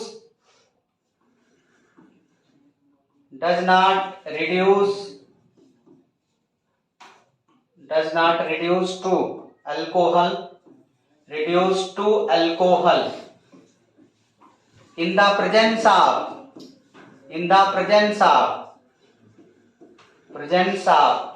B2H6 THF या BH3 THF। ये ध्यान देना बहुत इंपॉर्टेंट बात है, एस्टर का रिडक्शन इसके प्रेजेंस में नहीं हो पाता है। बात समझ में आया? लेकिन कार्बोक्सिलिक एसिड चाहे ये वाला रख दो, बोरेन डाइबोरेन रख दो, और चाहे लिथियम एल्युमिनियम हाइड्राइड रख दो, डायरेक्ट शिफ्ट हो जाता है किसमें? 1 डिग्री अल्कोहल में। कैसे?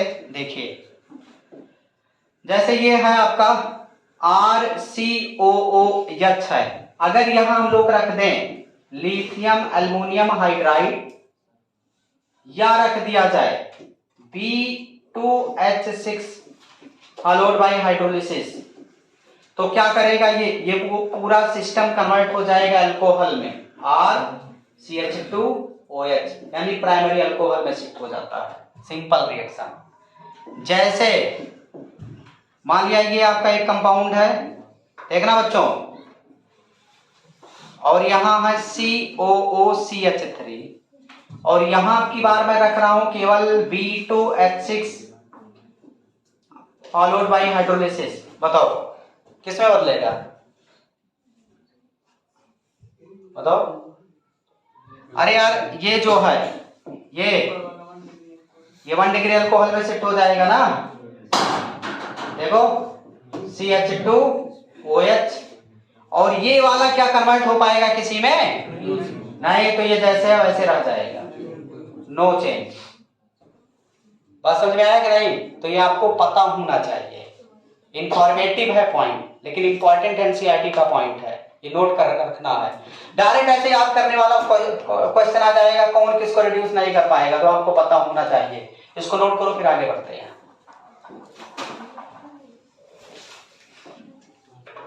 ये वाला लिख लिए हो? चलो, तो बच्चों ये एक इंपॉर्टेंट कन्वर्जन है, आप लोग पहले ट्राई करिए, अगर ना आए तो फिर आपको सॉल्यूशन मैंने बता दिया। सेकंड कन्वर्जन देखिए आपको बदलना है इस कंपाउंड में। अगर देखा जाए इसका हम लोग नाम लिखेंगे तो 1,2,2-फेनाइल इथेनोइक एसिड है, इसका नाम है बच्चों 2-फेनाइल इथेनोइक एसिड, और ये बदलना है बच्चों स्टाइरीन में, स्टाइरीन में कन्वर्ट करना। तो सिंपल सा रिएक्शन है, आप लोग कर सकते हैं। सबसे पहले यहां आप रख दो लिथियम एल्युमिनियम हाइड्राइड, हाइड्रोलिसिस कर दो, तो ये वाला पूरा सिस्टम बदल जाएगा किसमें? CH2OH में ना, CH2 सिंगल बॉन्ड CH2OH, और यहां यार सिंपल आप रख दो concentrate H2SO4 170 degree Celsius. Alcohol है ना, डिहाइड्रेशन आप अल्कोहल हो जाएगा, यहां से OH नेगेटिव, यहां से हाइड्रोजन, तो वाटर निकल जाएगा और ये फॉर्म हो जाएगा ऐसे CH डबल बॉन्ड CH2 और प्लस H2O निकल गया, डिहाइड्रेशन ऑफ अल्कोहल का रिएक्शन हो जाएगा। तो आप इसमें डायरेक्ट इसको इसमें कन्वर्ट कर सकते हैं। क्लियर? डीकार्बोक्सिलेशन,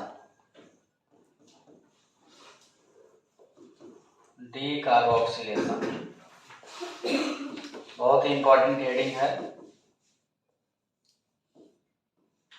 डीकार्बोक्सिलेशन, देखो इसमें होता क्या है, डीकार्बोक्सिलेशन में होता क्या है, इसमें carboxylic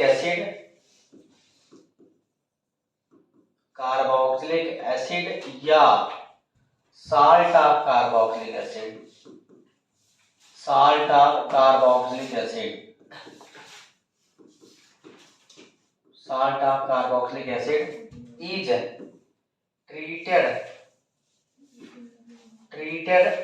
with soda lime, treated with soda lime. Soda lime का मतलब क्या होगा?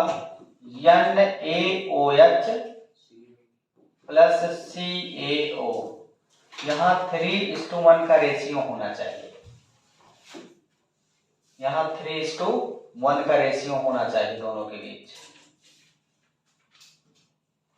3:1 का रेशियो होना चाहिए।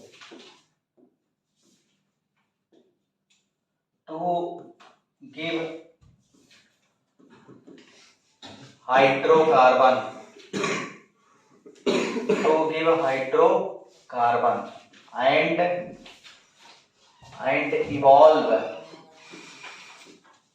evolve CO2 gas. This reaction is called decarboxylation reaction. This reaction is called decarboxylation.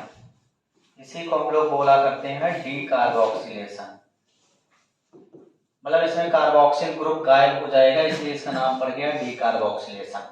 देखिए जैसे RC डबल बॉन्ड OH है और इसका रिएक्शन कर दिया जाए किसके साथ? NaOH और CaO, NaOH और CaO को मिला करके बोलते हैं क्या? सोडा लाइम, इसी को सोडा लाइम बोलते हैं। तो जब इसके साथ हम लोग रिएक्शन करते हैं तो प्रोडक्ट हमारा बनेगा RH और प्लस Na2CO3। RH मतलब यही आपका एल्केन है, हाइड्रोकार्बन, सोडियम कार्बोनेट निकल के CO2 के रूप में। ये है आपका कार्बोक्सिलिक एसिड, ये क्या है? Carboxylic acid, carboxylic acid. यहां देखो, यहां ये वाला ग्रुप हट जाता है, ये वाला ग्रुप हटा देंगे और डायरेक्ट यहां ला करके हाइड्रोजन जोड़ करके एल्केन बना देते हैं, मेन प्रोडक्ट है। इसका मैकेनिज्म अगर देखा जाए, हम लोग मैकेनिज्म की बात करें तो कैसे इसका हम लोग मैकेनिज्म फॉलो करेंगे ये देखिएगा।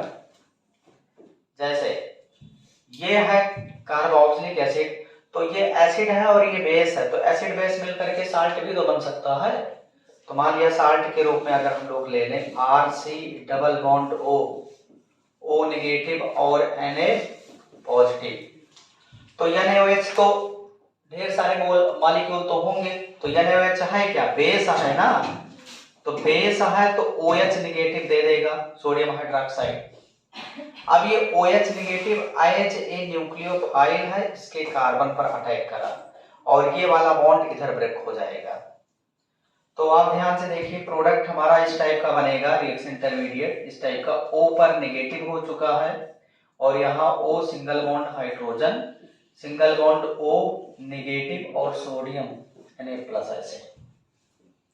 देखो एक ही कार्बन से ढेर सारे लोन पेयर एटम आ गए तो अनस्टेबल टाइप का रिपल्सन ज्यादा हो रहा, तो इस रिपल्सन को मिनिमाइज करने के लिए, इस रिपल्सन को मिनिमाइज करने के लिए बच्चों यहां से ये वाला बॉन्ड, अब देखो कार्बन कार्बन है ना दोनों, तो ये वाला बॉन्ड किधर टूटेगा? राइट हैंड साइड की left hand side?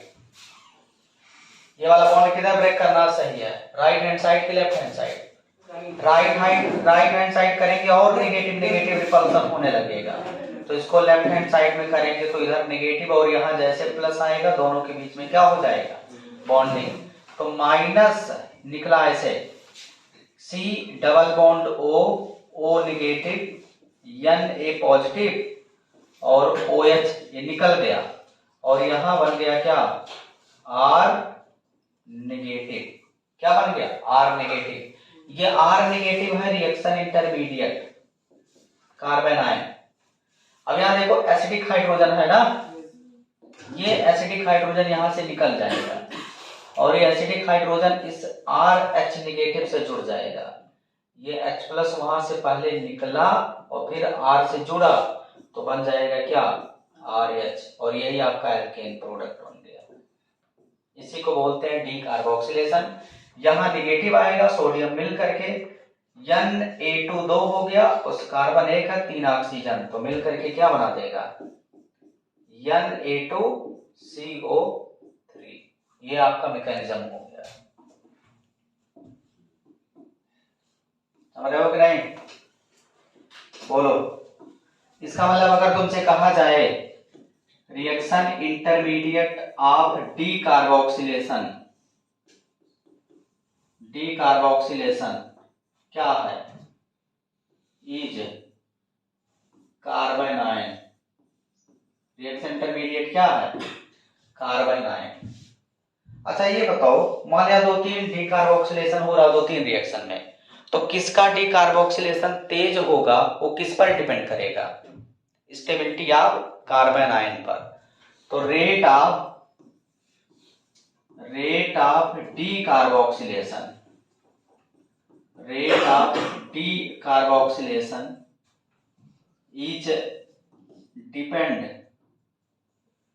is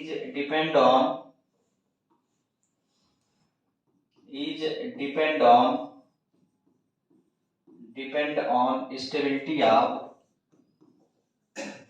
stability of reaction intermediate, that is carbon ion. Greater the stability of carbon ion, greater the rate of decarboxylation. Greater the stability of carbon ion, greater the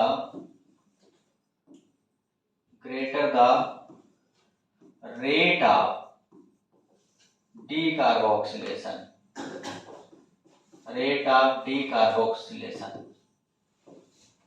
बात समझ में आया? बोलो। तो अगर हमसे कहा जाए CH3 C double bond O negative और Na पॉजिटिव, और यहां रख दिया जाए सोडा लाइन NaOH CaO केवल ऐसे पड़ा हुआ है सॉल्वेंट के रूप में, इसका रिएक्शन मैकेनिज्म में कोई योगदान नहीं है। तो अगर देखा जाए तो क्या होगा, ये वाला बॉन्ड आप ब्रेक कर देंगे और ये जो हाइड्रोजन है ये हाइड्रोजन ला करके CH3 से कनेक्ट कर देंगे, तो क्या प्रोडक्ट बन जाएगा CH4, और प्लस साइड में क्या निकल जाएगा Na2CO3, यानी क्या बन जाएगा मीथेन। समझ रहे हो कि नहीं? अगर तुमसे कहा जाए एसिटिक एसिड को मीथेन में बदलो तो डी कार्बोक्सिलेशन डायरेक्ट करा देंगे, CO2 ग्रुप कार्बोक्सिल ग्रुप ही गायब हो जाएगा। जैसे अगर तुमसे कहा जाए बेंजोइक एसिड को बेंजीन में बदलो, बेंजोइक एसिड ये है और इसको बदलना बेंजीन में, इसमें तो क्या करेंगे यहाँ आप सोडियम हाइड्रोक्साइड और CO मतलब सोडा लाइम रख दो, सोडा लाइम रख दीजिए, तो क्या होगा ये पूरा ग्रुप निकल जाएगा, ये हाइड्रोजन डायरेक्ट बेंजीन से कनेक्ट होकर के बेंजीन आपको मिल जाएगा। समझ रहे हो कि नहीं? तो बहुत ही सिंपल सा रिएक्शन है। जैसे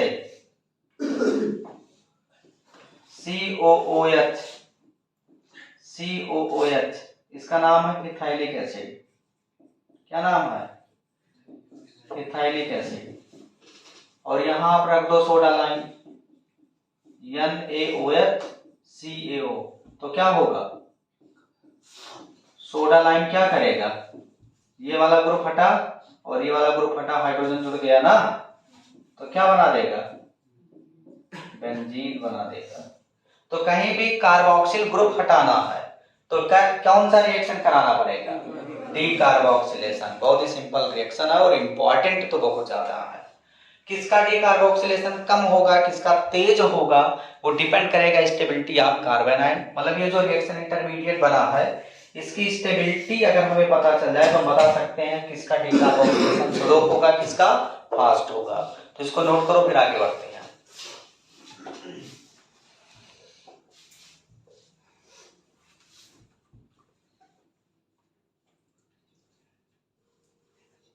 वीडियो रोक दो, सेव कर दो। हाइलोजिनेशन ऑफ कार्बोक्सिलिक एसिड,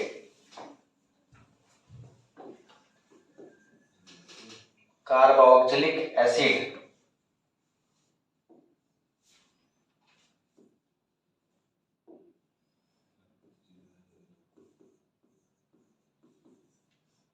या इसी को हम लोग बोलेंगे HBZ रिएक्शन।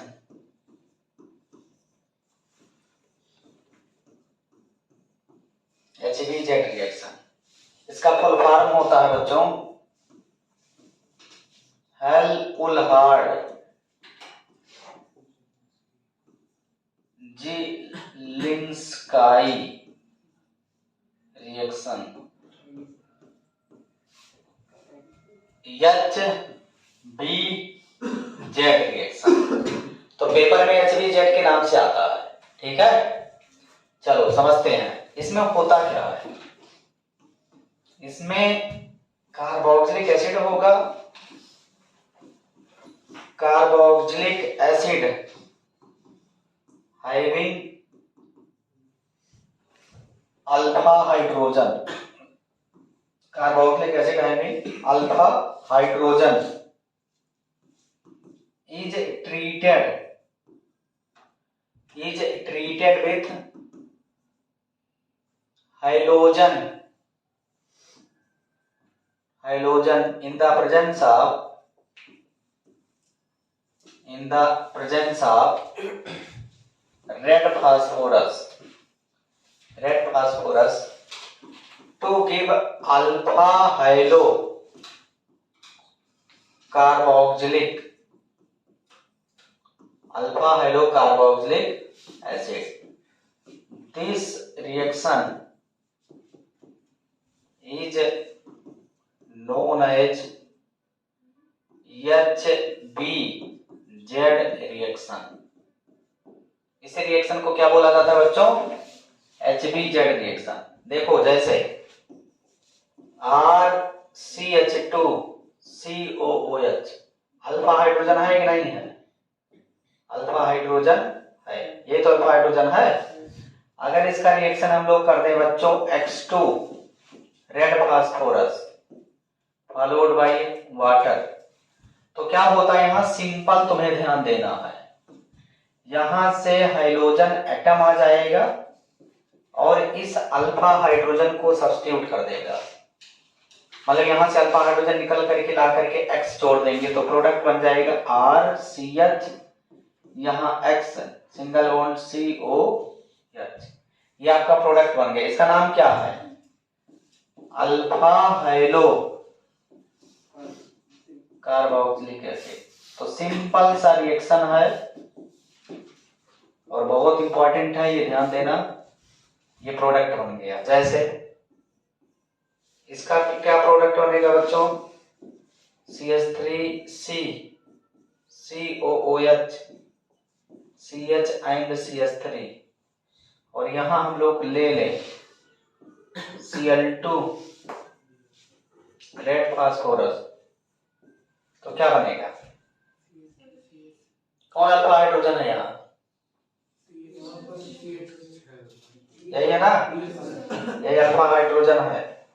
तो अल्फा हाइड्रोजन ही रिप्लेस करना है Cl के द्वारा, तो क्या बन जाएगा ऐसे CH3C COOH, यहाँ Cl सिंगल बॉन्ड CH3। इस रिएक्शन का नाम है HBZ रिएक्शन। क्या नाम है बच्चों? HBZ reaction. एक रिएक्शन और है जो तुम्हें पहले से पता है, इलेक्ट्रोफिलिक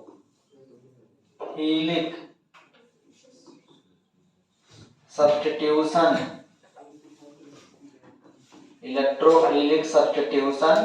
रिएक्शन। ये है बेंजोइक एसिड बच्चों। अगर देखा जाए बेंजोइक एसिड में जो कार्बोक्सिलिक एसिड है, ये कैसा ग्रुप है? ये मेटा डायरेक्टिव होता है। ऐसा होता है। मेटा डायरेक्टिंग क्यों होता है? क्योंकि ये माइनस आई के जैसा है और माइनस यम के जैसा, तो मेटा डायरेक्टिंग ग्रुप होता है ना। जब रिजोनेटिंग स्ट्रक्चर ड्रा करेंगे तो मेटा डायरेक्टिंग मतलब पार्शियल नेगेटिव चार्ज मेटा पर जनरेट करेगा और अर्थ पॉइंट पैरा पर क्या करेगा? Positive charge. तो अगर इलेक्ट्रोफाइल हमें जोड़ना है, अटैक कराना है, इलेक्ट्रोफिलिक सब्स्टिट्यूशन में इलेक्ट्रोफाइल ही तो इलेक्ट्रोफाइल को सब्स्टिट्यूट करेगा, तो ये कहां जोड़ देंगे? या तो इसके मेटा पर और या तो इधर वाले मेटा पर। तो प्रोडक्ट आपको ये मिलेगा ऐसे COOH और यहां जोड़ देंगे इलेक्ट्रोफाइल, सिंगल प्रोडक्ट बनेगा। जैसे ये है आपका बेंजोइक एसिड, और अगर इसका रिएक्शन हम लोग कर दें बच्चों Cl2FeCl3, तो क्लोरीनेशन होगा ना, मतलब यहां से क्लोरीन प्लस चार्ज जनरेट होगा, तो कहां जोड़ना पड़ेगा? मेटा पर। तो प्रोडक्ट आपका बन जाएगा 3-क्लोरोबेंजोइक एसिड, ऐसे इसका नाम है 3-क्लोरोबेंजोइक एसिड। 3-क्लोरोबेंजोइक एसिड प्रोडक्ट बन गया। जैसे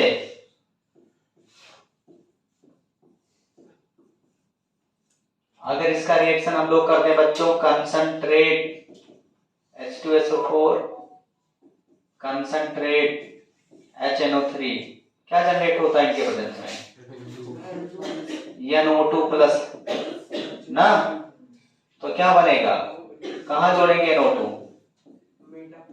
मेटा पर जोड़ देंगे, ऐसे 3-नाइट्रोबेंजोइक एसिड बन जाएगा।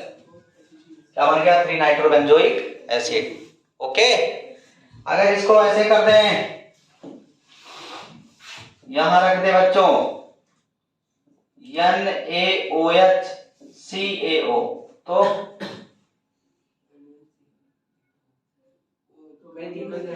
ये हट जाएगा पूरा, ऐसे बन जाएगा, नाइट्रो केवल बचा ना। अगर इसका रिएक्शन ऐसे कर दे बच्चों SnHCl, तो 6 हाइड्रोजन ऐड हो जाएगा, रिडक्शन, तो किसमें शिफ्ट हो जाएगा? ये NH2, एनिलीन बन गया। आगे जो चैप्टर आने वाला है, अगर इसका रिएक्शन ऐसे कर दे बच्चा लोग,